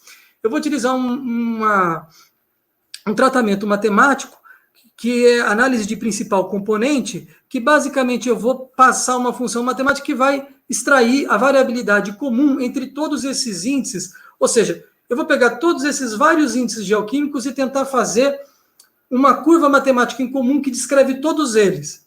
É uma maneira de eu fundir todos esses indicadores numa curva só. É o método de análise de principal componente, e essa aqui é uma principal componente, essa aqui é componente, quem já está familiarizado com isso, posso dizer, essa componente 1, ela é enorme, ela extrai quase 70% da variância, é muito representativa. Mas, enfim, então, basicamente, eu peguei esses vários índices geoquímicos e fundi numa curva só, usando uma técnica matemática. Bom, e aqui, para finalizar, quer dizer, se encaminhando aqui próximo da finalização da nossa apresentação, eu comparo, então, esse índice que a gente gerou, que está aqui em preto, com as temperaturas dos trópicos.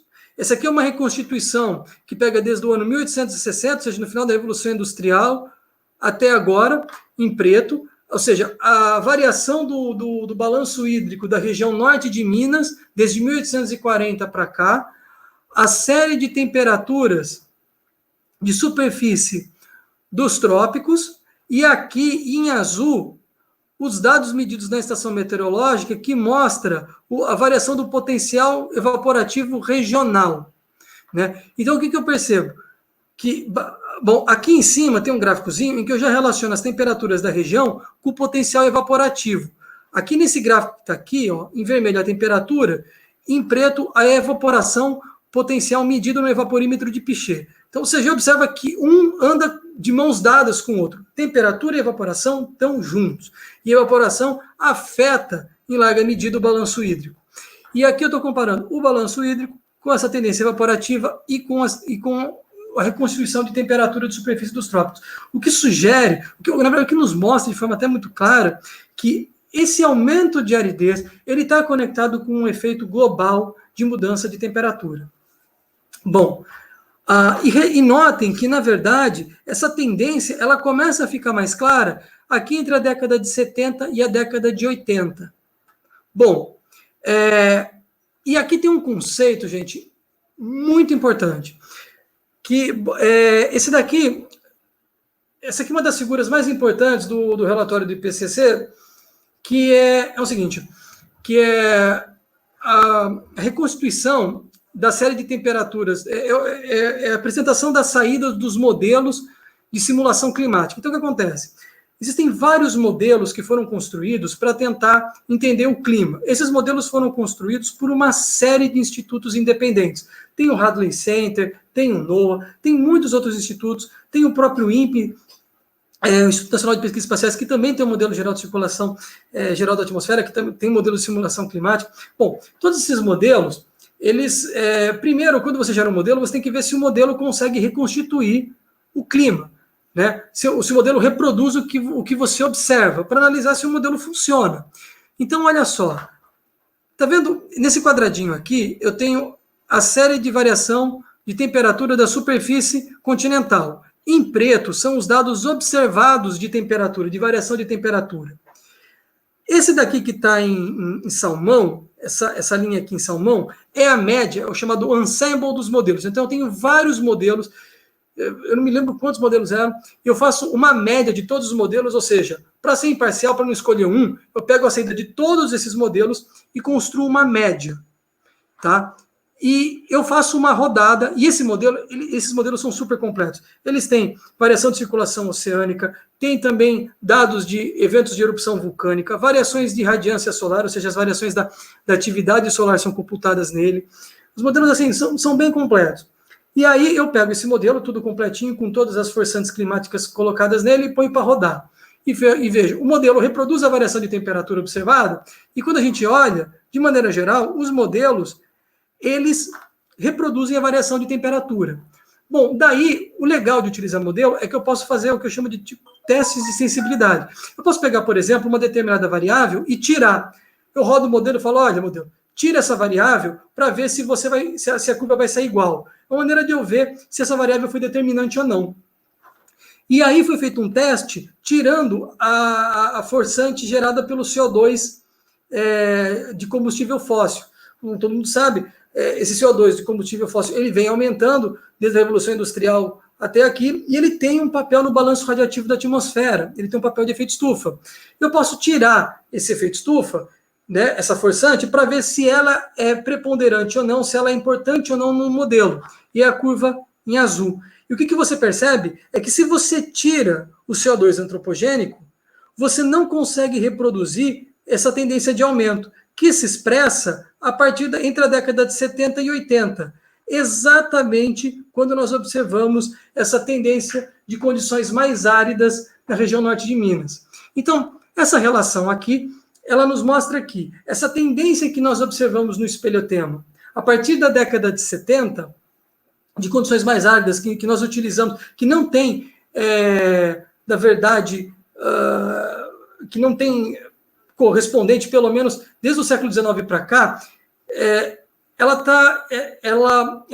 se conecta junto com uma evidência de que, de acordo com os modelos de simulação climática que integra tudo o que nós sabemos, né, sobre os mecanismos físicos que controlam o clima, eles mostram que a partir da década de 70, você não consegue reproduzir as temperaturas da Terra se você não contabiliza o efeito de CO2. Então existe um desacoplamento das temperaturas da superfície da Terra, dos modos naturais de variabilidade climática. Existe uma forçante externa a partir da década de 70, isso os modelos nos explicam de acordo com tudo que nós sabemos de mais fino sobre física climática. Isso tem correspondência com o que a gente observa nos dados do norte de Minas.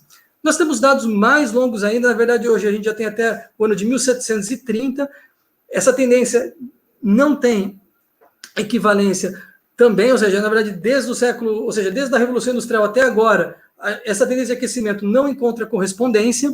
Bom, mas como esses são dados inéditos de um artigo que nós estamos prestes a publicar, então eu vou parar por aqui. Na verdade, a gente está com uma expectativa de submeter esses dados, inclusive o resto da nossa série, aqui já logo nos próximos meses. Então, eu não vou mostrar as outras relações, porque elas são relações inéditas ainda, mas, enfim, é muito interessante isso. Eu queria agradecer, especialmente, o Parque Nacional Cavernas do Peruaçu, principalmente a direção do Parque Daiane, que, assim, a direção do parque sempre teve um apoio enorme com a pesquisa. Agradecer ao SECAV, que é que é uma repartição do ICMBio responsável pela gestão das unidades de conservação e principalmente do patrimônio espeleológico brasileiro. Agradecer ao SECAV e agradecer ao CNPq e à FAPESP por financiarem essa pesquisa, a National Science Foundation também, né, mas principalmente à FAPESP e ao CNPq. E agradecer a todos os nossos colaboradores locais, o pessoal de Januária, Milton dos Reis Salles, o Matheus, os alunos de pós-graduação envolvidos, o Plácido, agradecer a Ângela, agradecer o Vitor também, que tem ajudado bastante. O Vitor Azevedo tem uma publicação muito bacana, publicada agora na Nature Scientific Report, sobre a variação de chuvas ali na região de Tocantins, que envolve o mesmo tema. E, enfim, eu pedi 1000 perdões para quem eu esqueci de agradecer. Agradecer a Aline, do Laboratório de Isótopos, que acabou de ter filhinha. Muito obrigado. Sem ela, a gente não tinha esses resultados. E é isso, seu Sapienza. Parabéns, Nicolas. Excelente apresentação. Pô, muito obrigado. O pessoal aí. aqui elogiou bastante, falou que foi muito didático. Todo mundo gostando bastante. O pessoal perguntou se o vídeo pode ficar salvo. Queria confirmar com você se ele pode ficar salvo aí no YouTube, essa aula, que foi muito didática e sensacional. Cara, obrigado. Rapaz, a princípio, acho que sem problemas. Quer dizer, é que assim, tem alguns dados que são inéditos ainda. Eu vou ter que confirmar com o grupo de pesquisa. Tá certo. Porque são coisas assim, muitos desses gráficos são dados que a gente está prestes a submeter. Entendi. Então, eles ainda não estão oficializados, né? Mas como, cara, assim, é um resultado maravilhoso mostrando essa linha de pesquisa. Você tem como salvar a apresentação e disponibilizar em poucas semanas? No futuro. Sim, pode fazer isso, sim. A gente deixa de stand-by, depois a gente torna público. Então, infelizmente, na área científica, essa é uma questão crítica para a gente, sabe? Tá certo. Inclusive, as próprias revistas, elas cobram isso em certa medida, né? Verdade. Tá certo. Mas é uma coisa que, assim, está prestes à submissão. Então, por políticas, certo. assim... Em breve estará disponível para o público. Pô. Tem algumas perguntinhas aqui que eu vou lendo em ordem em ordem que foi feita. A primeira aqui é do... Deixa eu ver se eu adiciono na tela. Do Paulo Henrique Oliveira. Seu Paulo Henrique. Perguntou, eu gostaria de saber se os dados apresentam alguma correlação com outros marcadores da grande aceleração, definidores do antropoceno. Você acabou até respondendo no final, né? Sim, bom, exatamente. O que nós observamos, o que é interessante, veja, eu podia explorar muitas outras relações que nós temos observado quando a gente compara com outros modos naturais de variabilidade climática. É interessantíssimo. Só que assim, eu falei, eu vou parar por aqui, porque senão isso não vai virar uma hora de apresentação. Porque é mais divulgação científica, mas assim, existem outros modos naturais de variabilidade climática, que nem variação de temperatura do Atlântico Norte, a oscilação multidecadal do Atlântico, e ela tem uma expressão enorme na variação de chuva da região, e quando chega na década de 70, pof, desacopla. Ou seja, é como se na década de 70 a região começasse a ficar seca e ela começa a ficar indiferente a tudo que afetava ela antes. Né? Mas eu falei, eu vou me manter aqui, porque é o tema para outra live. É verdade, fica para a próxima essa discussão. A gente pode colocar o pessoal do INPE, sabe? Tem a Marília, ou a Ângela, que está ajudando a gente nisso, e eu acho que esse pessoal da climatologia poderia, sabe, que integra o time, né? Essa questão do espeleologia. Já fica uma ideia para o próximo tema aí, para uma próxima live. Muito legal dar espaço para a galera do grupo. Tem o professor, o Chico Bill, né? Poder ver um dos pioneiros na paleoclimatologia aqui no Brasil envolvendo espeleotema. O Valdir tem um conjunto enorme de artigos assim, publicados em periódicos de alto nível, só último milênio. É um negócio. Dá para responder algumas perguntas? Manda ver. Tem a pergunta aqui do Jairson Andrade.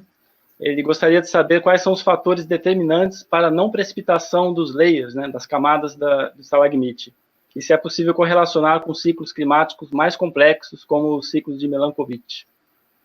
Tá.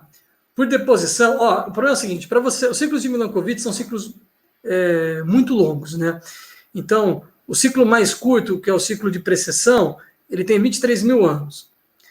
Então, o que acontece?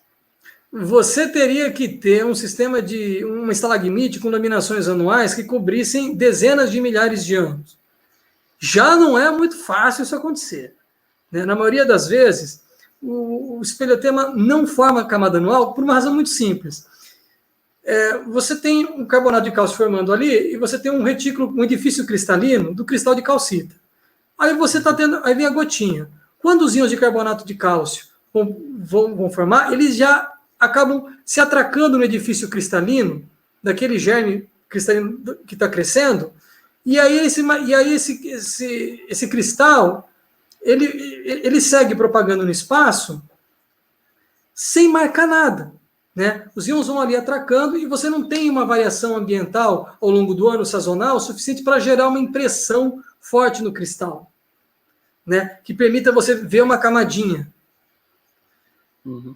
Então, são poucos os espelhotemas que são dados a isso. E eu vou dizer uma coisa para você, tem outro problema, o maior de todos. Contagem de camada tem um pequeno problema, que o erro não para de aumentar. Quando você começa a contar camada, as primeiras 10 você fala, opa, tá tudo beleza. Aí camada número 15, fala, putz, eu não sei se eu estou vendo duas camadas ou se é uma só, já é um erro. Aí, quando você chega na camada número 1000, você tem quase 100 anos de erro. Se você vai para contagem de camada, você chega no 23.000, você está lascado. Uhum. Então, o melhor é usar o sistema de urânio tório para estabelecer a cronologia. Certo. E aí a gente usa os outros marcadores geoquímicos para ver a expressão do ciclo de Milankovitch no espelhotema. Não sei se respondi. Acho que sim. Só complementando a pergunta, você na sua região de estudo, você chegou a contemplar algum período de tempo que contemplasse os ciclos de Milankovitch há mais de 23 mil anos? Bom, o ciclo de Milankovitch tem uma expressão muito grande nos espelhotemas da América do Sul. Mas na região norte de Minas, ele não se expressa muito bem. No meu doutorado, eu reconstituí 80 mil anos de chuva, né? De variação de precipitação, e a nossa preocupação era, como paleoclimatólogos, estudar esse recorde de tempo, que são as mudanças climáticas durante o glacial, o que está acontecendo, blá, blá, blá. Então, eu tinha publicado com isso na PNAS, sobre esses 80 mil anos, né, de chuva. E ali uma das coisas que a gente mostra que o Milankovitch, na região de Minas, na região do Brasil Central, não se expressa muito bem. O porquê não é muito simples de explicar. Na verdade, ela está entre dois domínios de expressão do ciclo de Milankovitch, um no Nordeste, que é antifásico, o Sudeste, ela fica no meio do caminho, e aí não vai para nenhum lado nem para o outro. Mas na Bahia, Chapada Diamantina, os espeleotemas da Chapada Diamantina tem um efeito forte de Milankovitch. Tem uma das alunas de doutorado, Eline Barreto Alves, que constituiu mais de 100 mil anos de chuva ali na Chapada. O Milankovitch é fortíssimo. Tá certo. Tem uma outra pergunta aqui do Luiz Ricardo. Muito bom, professor. Quer saber como esses dados auxiliariam na reconstituição geomorfológica do cânion do Peruaçu? Boa pergunta.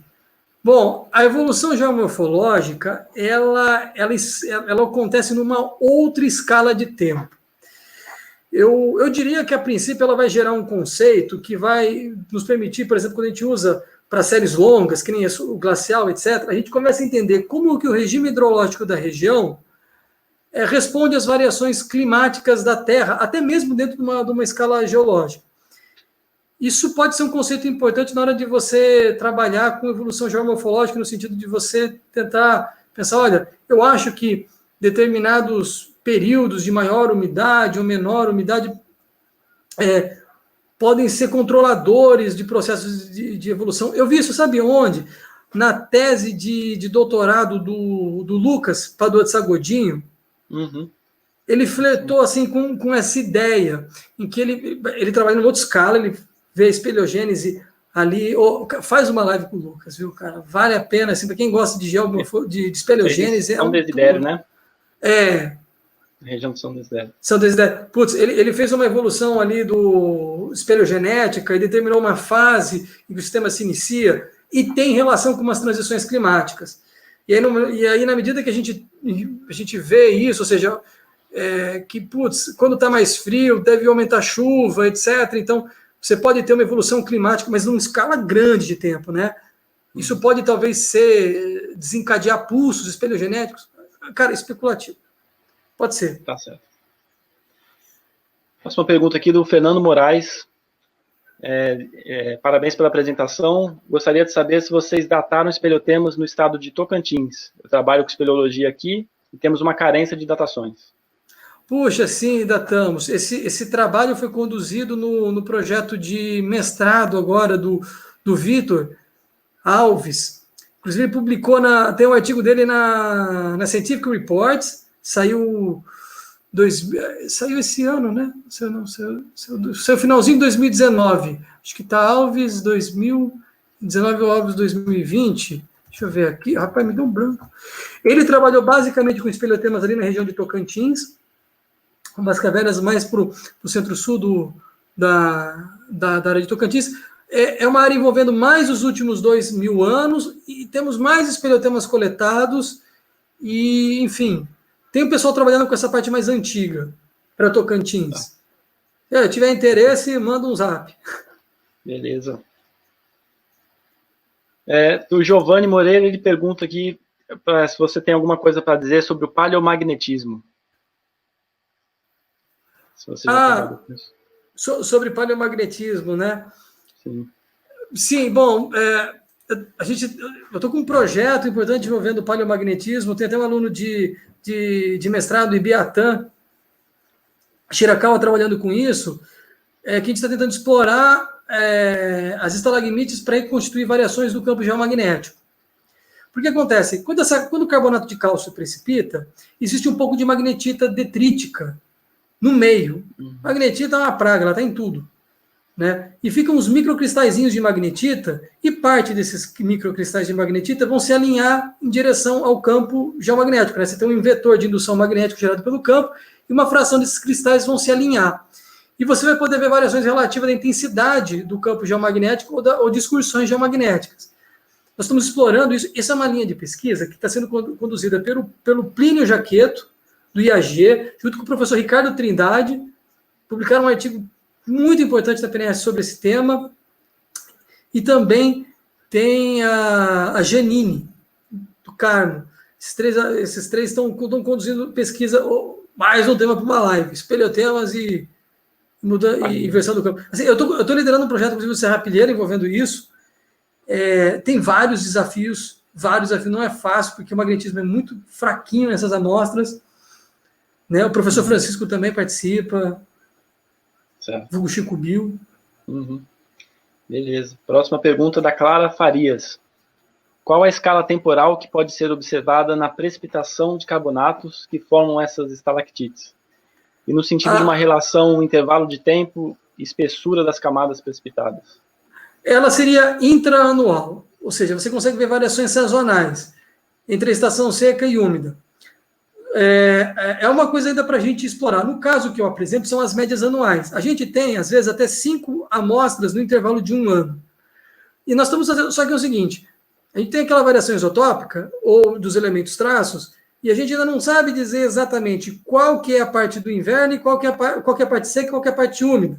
A gente está com um trabalho de monitoramento, o Hamilton é o que conduz isso. Uma vez por mês ele vai na caverna, a gente tem uma superfície de vidro que fica embaixo do gotejamento coletando carbonato de cálcio. Uma vez por mês ele vai lá e troca. E a gente vai analisando isso para ver como que as condições ambientais estão influenciando diretamente, mês a mês, na composição isotópica. Só que o problema, assim, às vezes você precisa de quase 2 anos, 3 anos para conseguir ter um conjunto de dados bons. Entendi. Beleza. Mas, eu diria que essa sazonal tem trabalho já publicado com isso, o espeleotema de Belize, muito bacana, sobre essa a variação da amplitude sazonal. A gente até explorou um pouco isso, mas eu não apresentei esses dados aí. Tá certo. Próxima pergunta aqui é do Túlio Ribeiro. Parabéns, Strix. Gostaria de saber se vocês conseguiram observar na curva do delta carbono 13 algum comportamento relacionado a essa variação de temperatura perto da década de 80. Tá. Olha, os isótopos de carbono, eles não são bicho fácil. E principalmente para a temperatura. A temperatura não tende a fracionar muito o isótopo de carbono na hora da precipitação. É uma questão meio técnica, mas quando você vê a influência da temperatura no fator de fracionamento isotópico do carbono, não é muito grande.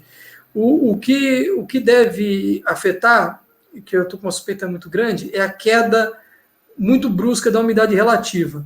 Isótopo de carbono ele é afetado mais por um fenômeno de degasificação do que temperatura. Então, quer dizer, a temperatura poderia afetar na degasificação. Deixa eu tentar simplificar mais isso. Os isótopos de carbono, em relação com a temperatura, não são muito claros. A temperatura tende a afetar mais o oxigênio. De qualquer maneira, esses índices, eles estão mostrando mais efeitos de condições evaporativas do que da temperatura diretamente. Uma coisa está ligada com a outra. E o carbono, tem um slide ali que mostra, o carbono segue a mesma coisa que o oxigênio. Os dois estão mostrando a mesma tendência. Quer mostrar o slide? Deixa eu ver aqui. Aqui, se quiser Compartilha a tela. Já está compartilhado. Né? Nós temos esse aqui é o balanço hídrico, que ele vai ter esse aumento das condições evaporativas. Na verdade, se a gente for ver, esse balanço hídrico ele vai caindo a partir já da década de 60, porque até a década de 50 a gente pode considerar talvez meio como parte da variabilidade natural. Mas a partir aqui da década de 50 a gente começa a ver uma queda, né? E o carbono está seguindo a mesma coisa. Carbono e oxigênio são muito parecidos. Inclusive, quando o carbono e o oxigênio estão andando de mãos dadas, os dois estão fazendo a mesma coisa, você tem um indicativo muito forte que um parâmetro ambiental como umidade ou temperatura está controlando a composição isotópica.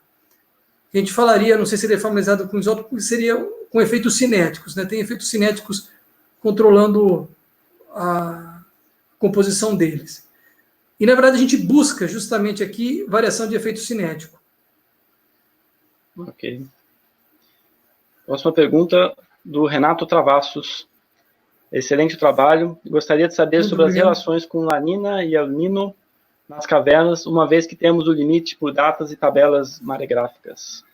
Bom, vamos lá. O problema de trabalhar com oscilação do ENSO, né, do El Niño e Laninha, é que é o seguinte: primeiro é a região onde nós estamos. O centro-leste brasileiro não é uma região em que a variabilidade do Ninho tem uma expressão muito clara. É diferente do nordeste do Brasil, é diferente mais ou menos do sul-sudeste. Nessas regiões, a variabilidade do ENSO, da oscilação, Ninho, é mais forte. Então, o que acontece? Eu não preciso nem de espelhotema. Quando eu pego uma série de chuvas e comparo com a variabilidade de Ninho, já dá uma correlação, não dá quase correlação nenhuma. Então, a gente não consegue usar para essa região estudar isso. Agora, existem outras regiões em que isso sim pode ser explorado. E é uma coisa que, em certa medida, a gente está em busca, né? É que, por exemplo, se eu for ver as melhores regiões que respondem ao Ninho, que é o Nordeste brasileiro, bem o Nordestão mesmo ali, do Rio Grande do Norte, essas coisas. Ou o Sul, por exemplo, não tem caverna. E no Norte, é difícil pegar espelhotema crescendo, assim, nesses últimos milênios, com resolução alta o suficiente. A Gisele Utida até que está trabalhando com uma série do último milênio, mas ali as condições do Atlântico estão mais fortes, mas enfim.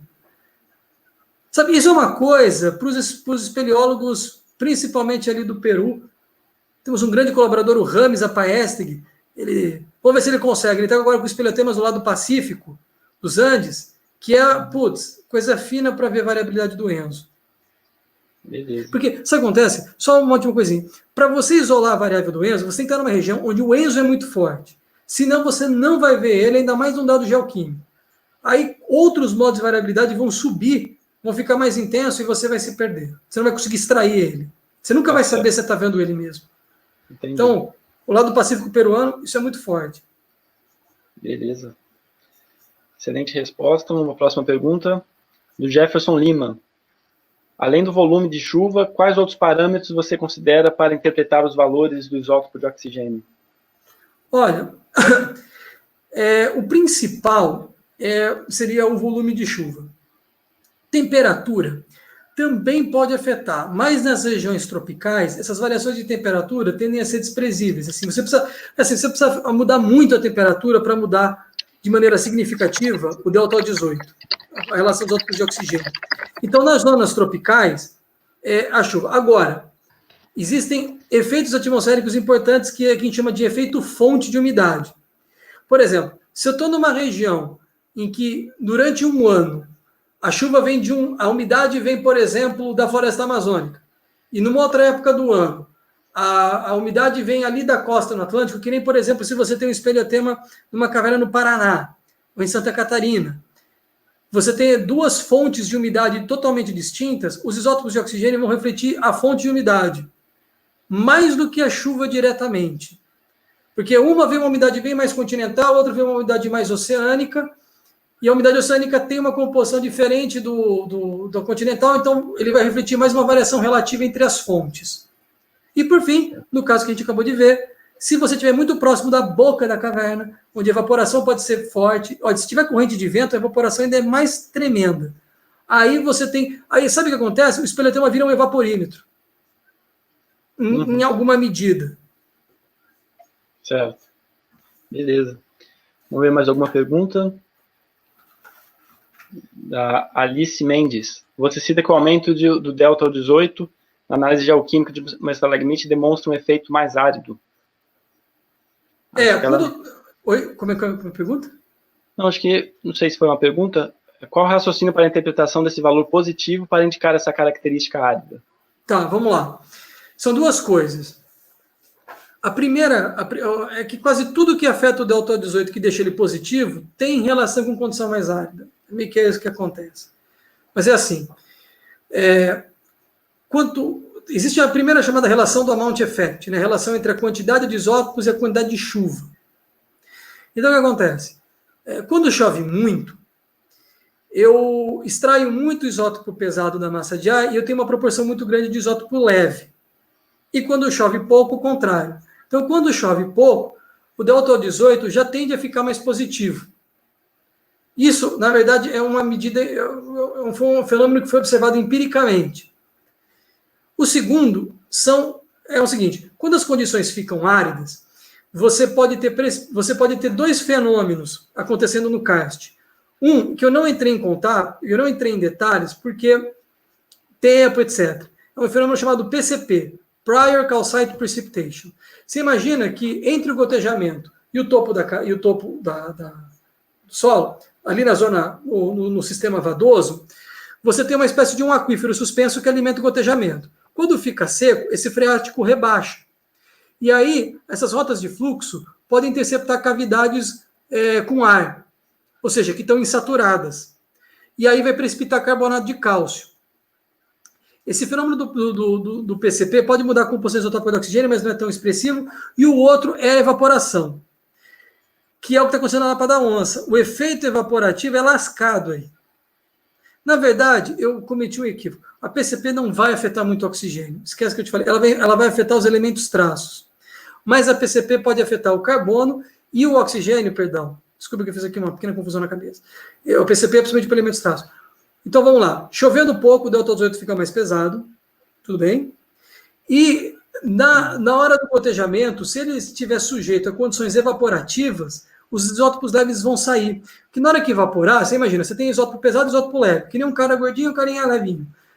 Na hora de evaporar, é um nível energético mais elevado, né? Aquele isótopo que é leve, ele tem mais facilidade de se desprender para a forma de vapor do que o pesado. Então a gota vai ficar cada vez mais pesada em isótopos. Entendeu a ideia? E isso vai ser determinado por condições mais áridas. Condições mais áridas, a umidade relativa diminui, temperatura aumenta, tudo favorecendo a evaporação durante o gotejamento. Agora, esse efeito, gente, isso é o problema. Ele pode ser maior ou menor dependendo da vazão do gotejamento. Se o espeleotema tiver um gotejamento muito frenético, esse efeito de evaporação pode ser tamponado. Beleza. Acho que está respondido. Então, a próxima pergunta. Dá tempo de responder mais? Tá. Pode mandar mais? Pode. O Pedro Assunção aqui, ele parabeniza a apresentação também e ele pede para você apontar outras regiões cársticas no Brasil que ainda não tiveram esse tipo de estudo.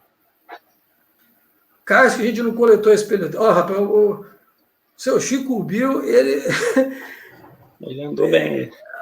Puxa vida, o grupo ficou meio grandinho. Ó, uma pergunta. Tem uma região que a gente está buscando, que é aquela região, a fronteira Tocantins, Amazonas, porque é bem a porta de entrada do bioma amazônico, né? Tem um karst lá, mas a gente andou pouco, tem alguns espeleotemas da toa, não deu muito certo. É uma questão de procurar mais espeleotemas. Aquela é uma região que, putz, eu tenho uma vontade enorme de trabalhar lá. Mas a gente precisa principalmente da comunidade espeleológica. Nos procurar, é interessado em fazer um mestrado, ou que foi lá, explorou, e volta para a gente, olha, a gente viu espeleotemas assim, assim, assado. É claro, a gente não sai por aí coletando espeleotema que nem um doido. Existe um critério muito grande, entre os critérios lei de mínimo impacto. A gente vê a moldura cênica daquela paisagem subterrânea, espeleotema que menos afeta. A gente segue um protocolo que é inclusive determinado pelo SECAV, né? No sentido de que se a gente coleta, você passa e não vê que saiu dali, né? Uhum. Claro, também com autorização, etc. Mas se você pergunta, um karst ali, é o que a gente está procurando. Se alguém achar caverna no meio do Rio Grande do Sul... No próprio Rio de Janeiro tem a minha área de doutorado, estou terminando o doutorado. É verdade, Sapiena. Em breve aí estaremos publicando também algum dado sobre as cavernas do Rio. Boa. Tem uma pergunta aqui do Fernando Laureano. Como está o financiamento de pesquisas nesses tempos em que a ciência anda meio desvalorizada? Rapaz, muito desvalorizado. A coisa está feia. Na verdade, para ser bem honesto, a gente sofreu um golpe violento da queda de financiamento de pesquisa. Foi logo quando o Temer entrou, as torneiras do CNPq enxugaram geral. A gente teve um corte na pós-graduação de 70%. Por exemplo, as verbas de custeio da CAPES. Desde lá, isso só vem piorado, mas o baque maior foi naquela época. Foi quando a gente sofreu o impacto mais drástico. E agora, nesse último ano, tem sido mais ou menos como a Padical. Vou falar para você, 2019 foi um ano tenso para quem fazia pós-graduação. Foi tenso. Vários alunos preocupados porque várias ameaças de corte de bolsa ou de interrupção do pagamento das bolsas, toda hora a gente via o MEC com uma notícia dessa. Então, eu olhava para cá os alunos de pós-graduação que recebem, somente mestrado, que recebem uma bolsa que é a medida para você sobreviver, sem saber se mês que vem ia receber. Então, o impacto, e assim, isso sem a gente conseguir também novos projetos. Então, por exemplo, a linha de pesquisa que eu mantenho, ela depende hoje diretamente das colaborações que a gente tem com laboratórios do exterior e principalmente com a FAPESP, com as universidades de São Paulo. O Rio de Janeiro, gente, a FAPERJ já não financia projetos há um tempo. Sabe, é difícil você ter um projeto financiado pela FAPERJ. CNPq é limitadíssimo, e as ameaças sucessivas de interrupção de pagamento de bolsa, cara, foi um ano tenso. Vamos ver se melhora, né? Torcer e lutar para melhorar. Sem dúvida. Alice Mendes, próxima pergunta. Alice Mendes pergunta: se um valor é positivo para delta 18, isso não indicaria que a formação das nuvens e, consequentemente, a precipitação vem de um lugar próximo à caverna, já que o isótopo mais pesado precipita primeiro? Muito bem. Na verdade é o seguinte, se você tem efeito de área-fontes, isso é verdade. Por exemplo, quanto mais próximo você está do oceano, mais positivo tende a ser essa composição isotópica, né? Porque existe um efeito que é chamado de destilação Rayleigh, que é o progressivo empobrecimento isotópico ao longo da trajetória da massa de ar.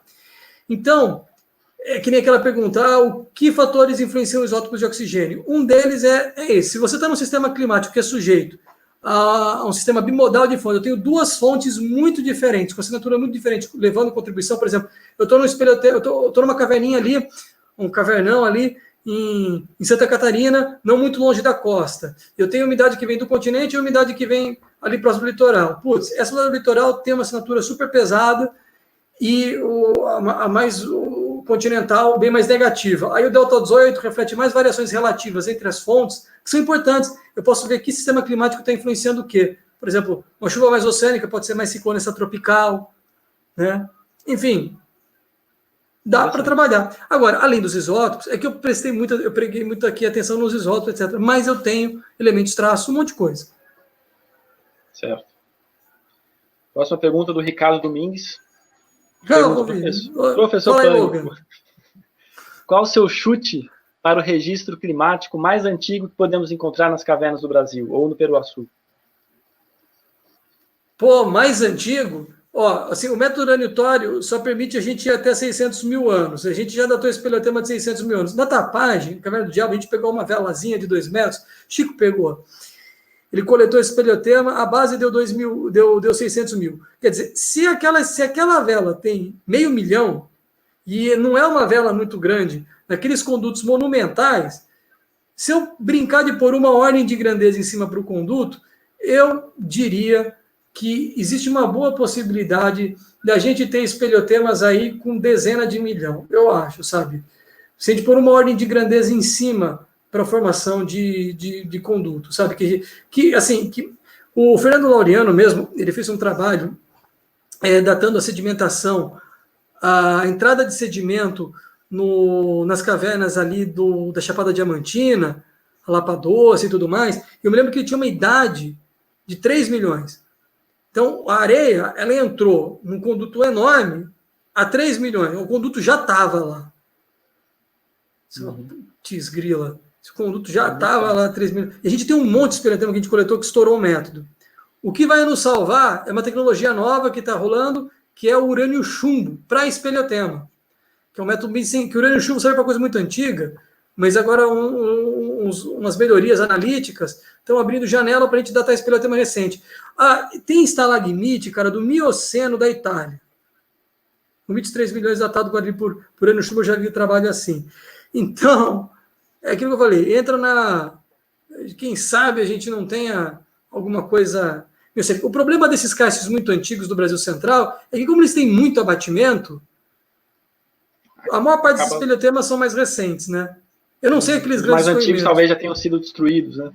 Pois é, talvez aqueles grandes escorrimentos, estalagmite, aqueles bolos de noiva gigantescos, né? Mas já existe espelhotema miocênico no mundo. E a julgar pelo que o Fernando... O Lucas, né? O Lucas Padua de Sagodinho, ele ali na caverna de São Desidério, eu estava vendo a apresentação de doutorado dele, agora tentando puxar na memória, ele também teve idades aí de cosmogênicos, né? De sedimentação em caverna com 1 milhão. Interessante. Bom, próxima pergunta do Fernando Quaglio. Parabéns pela apresentação. Existem outros proxies que podem ser utilizados para avaliar fenômenos climáticos em alta resolução para intervalos de tempo mais antigos que o quaternário? Essa pergunta tem sim. Assim, como proxies, a gente poderia... O problema é a gente encontrar... a gente resolveu o problema da datação, né? Mas vamos supor que a gente equacionou isso. E o professor Francisco, o Chico Bill, a gente está junto ali com um projeto explorando esses espelhotemas. Aí sim, a gente podemos usar, além dos isótopos, as próprias razões de magnésio e cálcio. Magnésio e cálcio, essas ações geoquímicas podem ser utilizadas para a gente observar essas variações climáticas, e já foram empregadas, inclusive, em espelhotemas. Tem publicações do professor Francisco Cruz, do Chico Bill, em espelhotemas do sudeste do Brasil, do Paraná, da caverna Botuverá, de Santa Catarina, explorando essas razões magnésio-cálcio, estrôncio-cálcio. Funciona, dá para se reconstituir clima com isso. Interessante, legal. A gente só precisa do diabo do espelhotema. E tem um monte de outra coisa legal para fazer. Inclusão fluida para ver temperatura, quem sabe. Beleza.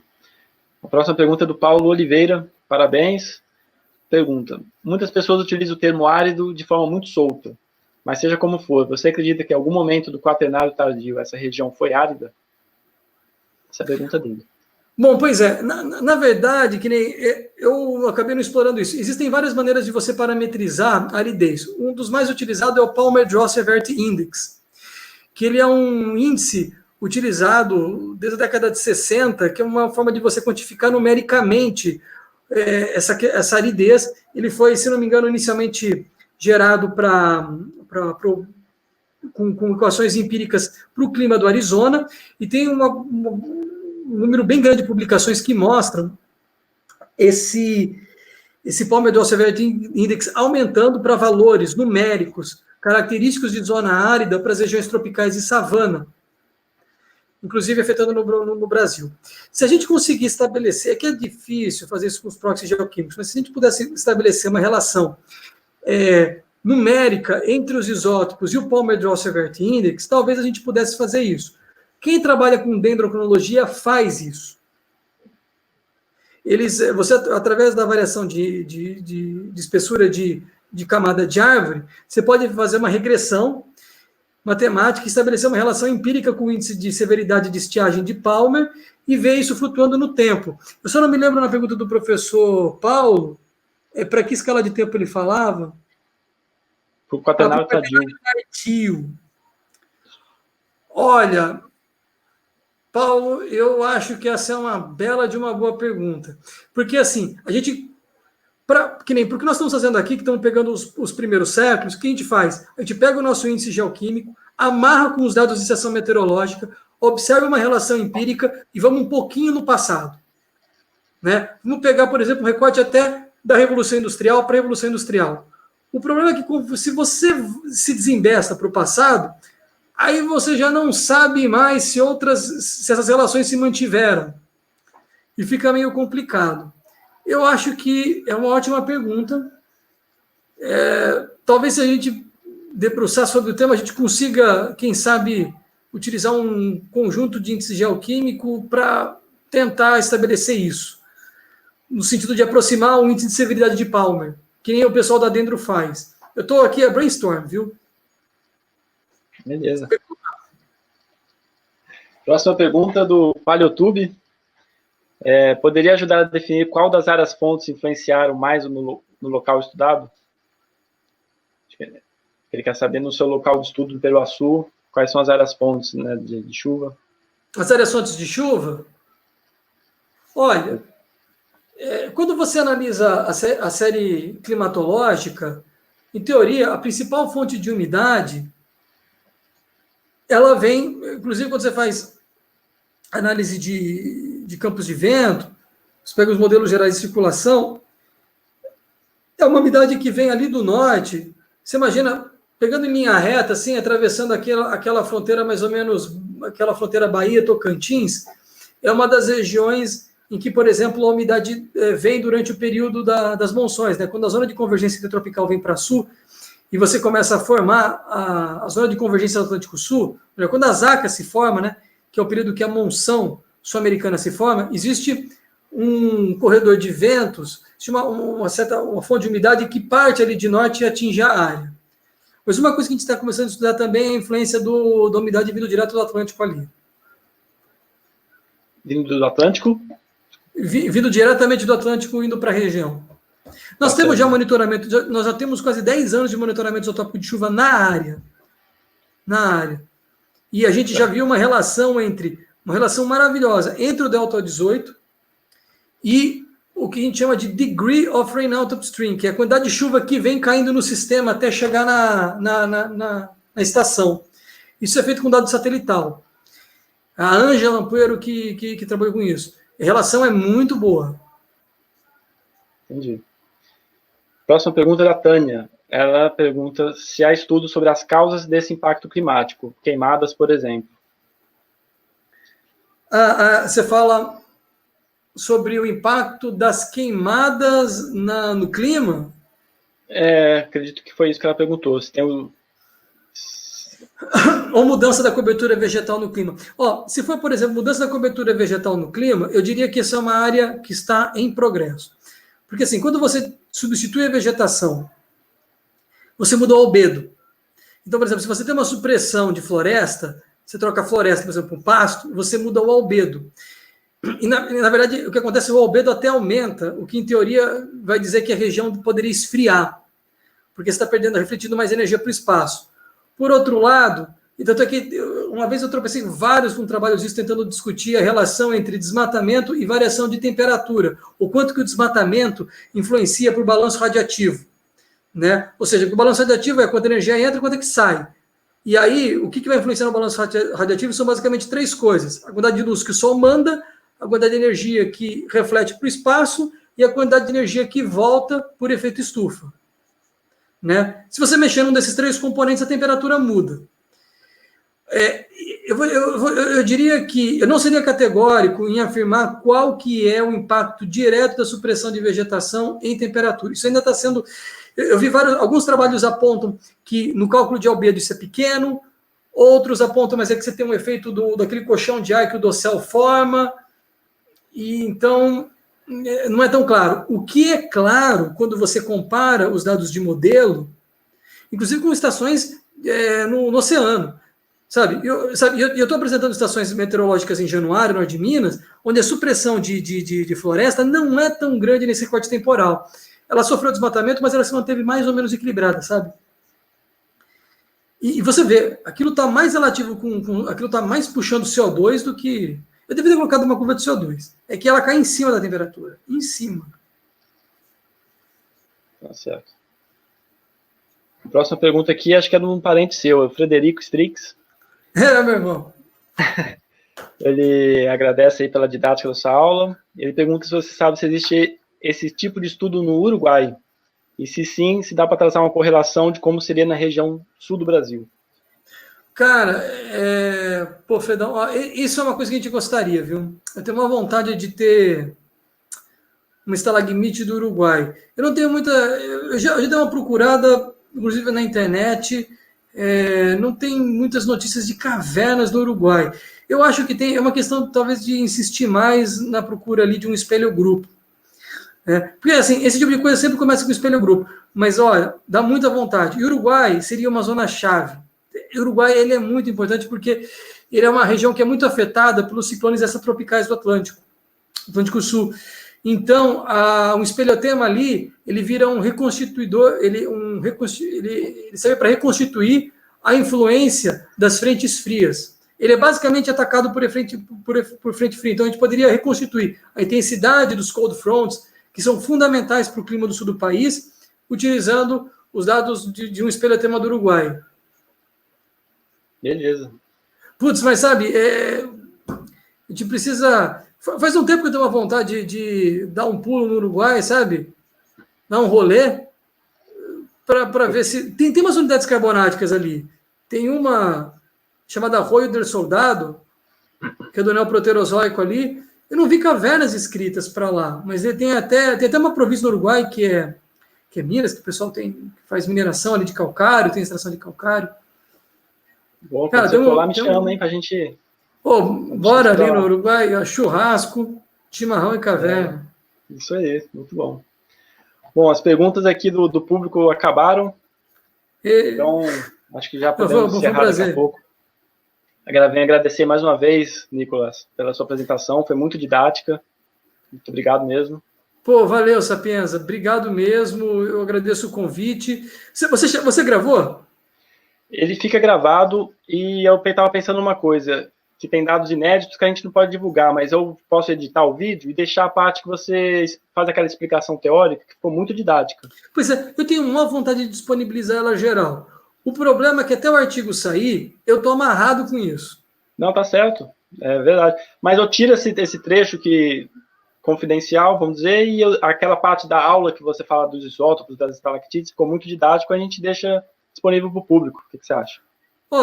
Para mim, tudo bem, né? E aí, na sequência, assim que esses dados forem publicados, a gente publica essa aula, que uma coisa que vai acontecer agora nos próximos meses, que era o Deus da ciência, né? Seja lá quem for. Agora, vem cá, aí a gente podia fazer uma outra, porque, cara, a gente tem uma série aí que vai até 1700. Aí você vê o aquecimento, fica chique demais. Aí a gente mostra já tudo mesmo. Legal. Tem uma outra pergunta de última hora aqui, da Agatha Duarte. Parabéns pela palestra, Nicolás. Você sabe me dizer se esses proxies geoquímicos podem ser usados para obter dados climáticos em argilo-minerais?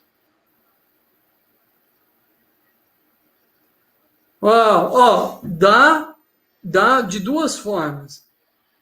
Por exemplo, essa é uma coisa que o Júlio Cauí está trabalhando com a gente.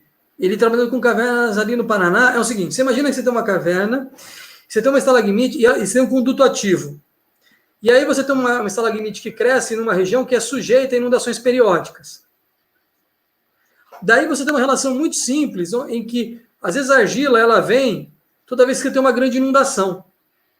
E essas camadas de argila são registradores de eventos extremos. Isso é uma coisa muito legal. Então você pode reconstituir frequência de eventos extremos e ver se essa frequência está aumentando ou diminuindo ao longo do tempo e ver o que controla isso. Tem uns trabalhos maravilhosos. maravilhosos sobre isso. Essa é a forma mais intuitiva, mais simples, tá? Da gente pensar como que eu poderia usar argila mineral. Existe uma outra coisa que os argilominerais carregam com eles, que são magnetitas, e aí essas magnetitas, veja, tem magnetita pedogênica, e aí ela tem uma relação ambiental de produção, né? Então eu poderia extrair uma informação da variação de concentração de magnetita pedogênica, que é uma magnetita bacteriana, que é indicador de uma condição ambiental específica, e reconstituir isso. Quem tem um trabalho publicado sobre isso é o Plínio Jaqueto, com a caverna, se não me engano, Paudalho, no Mato Grosso do Sul, né, junto com o Valdir, Felipe Novelo. Essa é uma forma. Agora, tem uma coisa ainda mais que eu nunca tentei. Vamos supor que você quer pegar argila mineral e ver variação relativa entre caulinita e outras esmectitas, sabe? Entre argila mineral 1:1 e 2:1. Porque, bom, dependendo da condição de lixiviação, né? Quantidade de água que entra no sistema, você pode mudar a proporção entre argila minerais. Putz, nunca vi. Mas poderia ser legal. É certo. Não seria muito fácil, sabe? Porque você vai ter que isolar esse argila mineral e usar uma difração de raio-x e ter argila mineral suficiente para sacar isso. Legal. Beleza. Bom, acho que foi respondido todas as perguntas aqui. Mais uma vez agradecer o Nicolás, agradecer o público que participou, que me enviou as perguntas. E vamos deixar o vídeo disponível, vamos tirar só algumas partes que ainda não pode ser divulgada, mas aquela parte da aula teórica, vamos deixar, porque foi muito didático, é bom que deixe no YouTube e para divulgar a nossa ciência aí para o público, né? Pô, muito obrigado, Luiz Sapienza. Isso aí, valeu. Agradeço também toda a equipe aí que ajudou, a equipe do Espelho Rio, o pessoal da IGRI que também ajudou com algumas configurações. Então, teve muito mais gente envolvida aí nesse processo. Eu tenho um pedido de desculpa no final para fazer. Eu estava aqui na correria finalizando a apresentação, cara, e eu esqueci de pôr um símbolo do grupo de Espelho Rio, agradecendo o grupo. Aí na hora que eu estava apresentando, eu falei, puta, velho, esqueci. Eu esqueci de agradecer o Espelho Rio. Desculpa, geral. Beleza, não, você já está desculpado já com a sua apresentação aí, foi muito bom, muito positivo. E como você falou no início, é uma oportunidade de a gente levar esse conhecimento para o público leigo, né, para o público que não conhece as cavernas, levar essa temática de mudanças climáticas que é muito importante aí nos dias atuais. Então fica aí registrado. Você quer mostrar mais alguma coisa? É tudo isso. Tá, deixa eu tirar aqui. Beleza, então. Obrigado, vamos encerrar por aqui. Obrigado a todos pela participação. Obrigado, Nicolás. Valeu, seu Sapienza. Até a próxima live. Opa. Falou, gente. Tchau, tchau. Obrigado pela participação de todos. Só mais um lembrete. Curta a nossa página aí do YouTube, siga nas redes sociais e compartilhe com os amigos para essa informação chegar a mais gente possível. Valeu, boa noite a todos. Boa noite.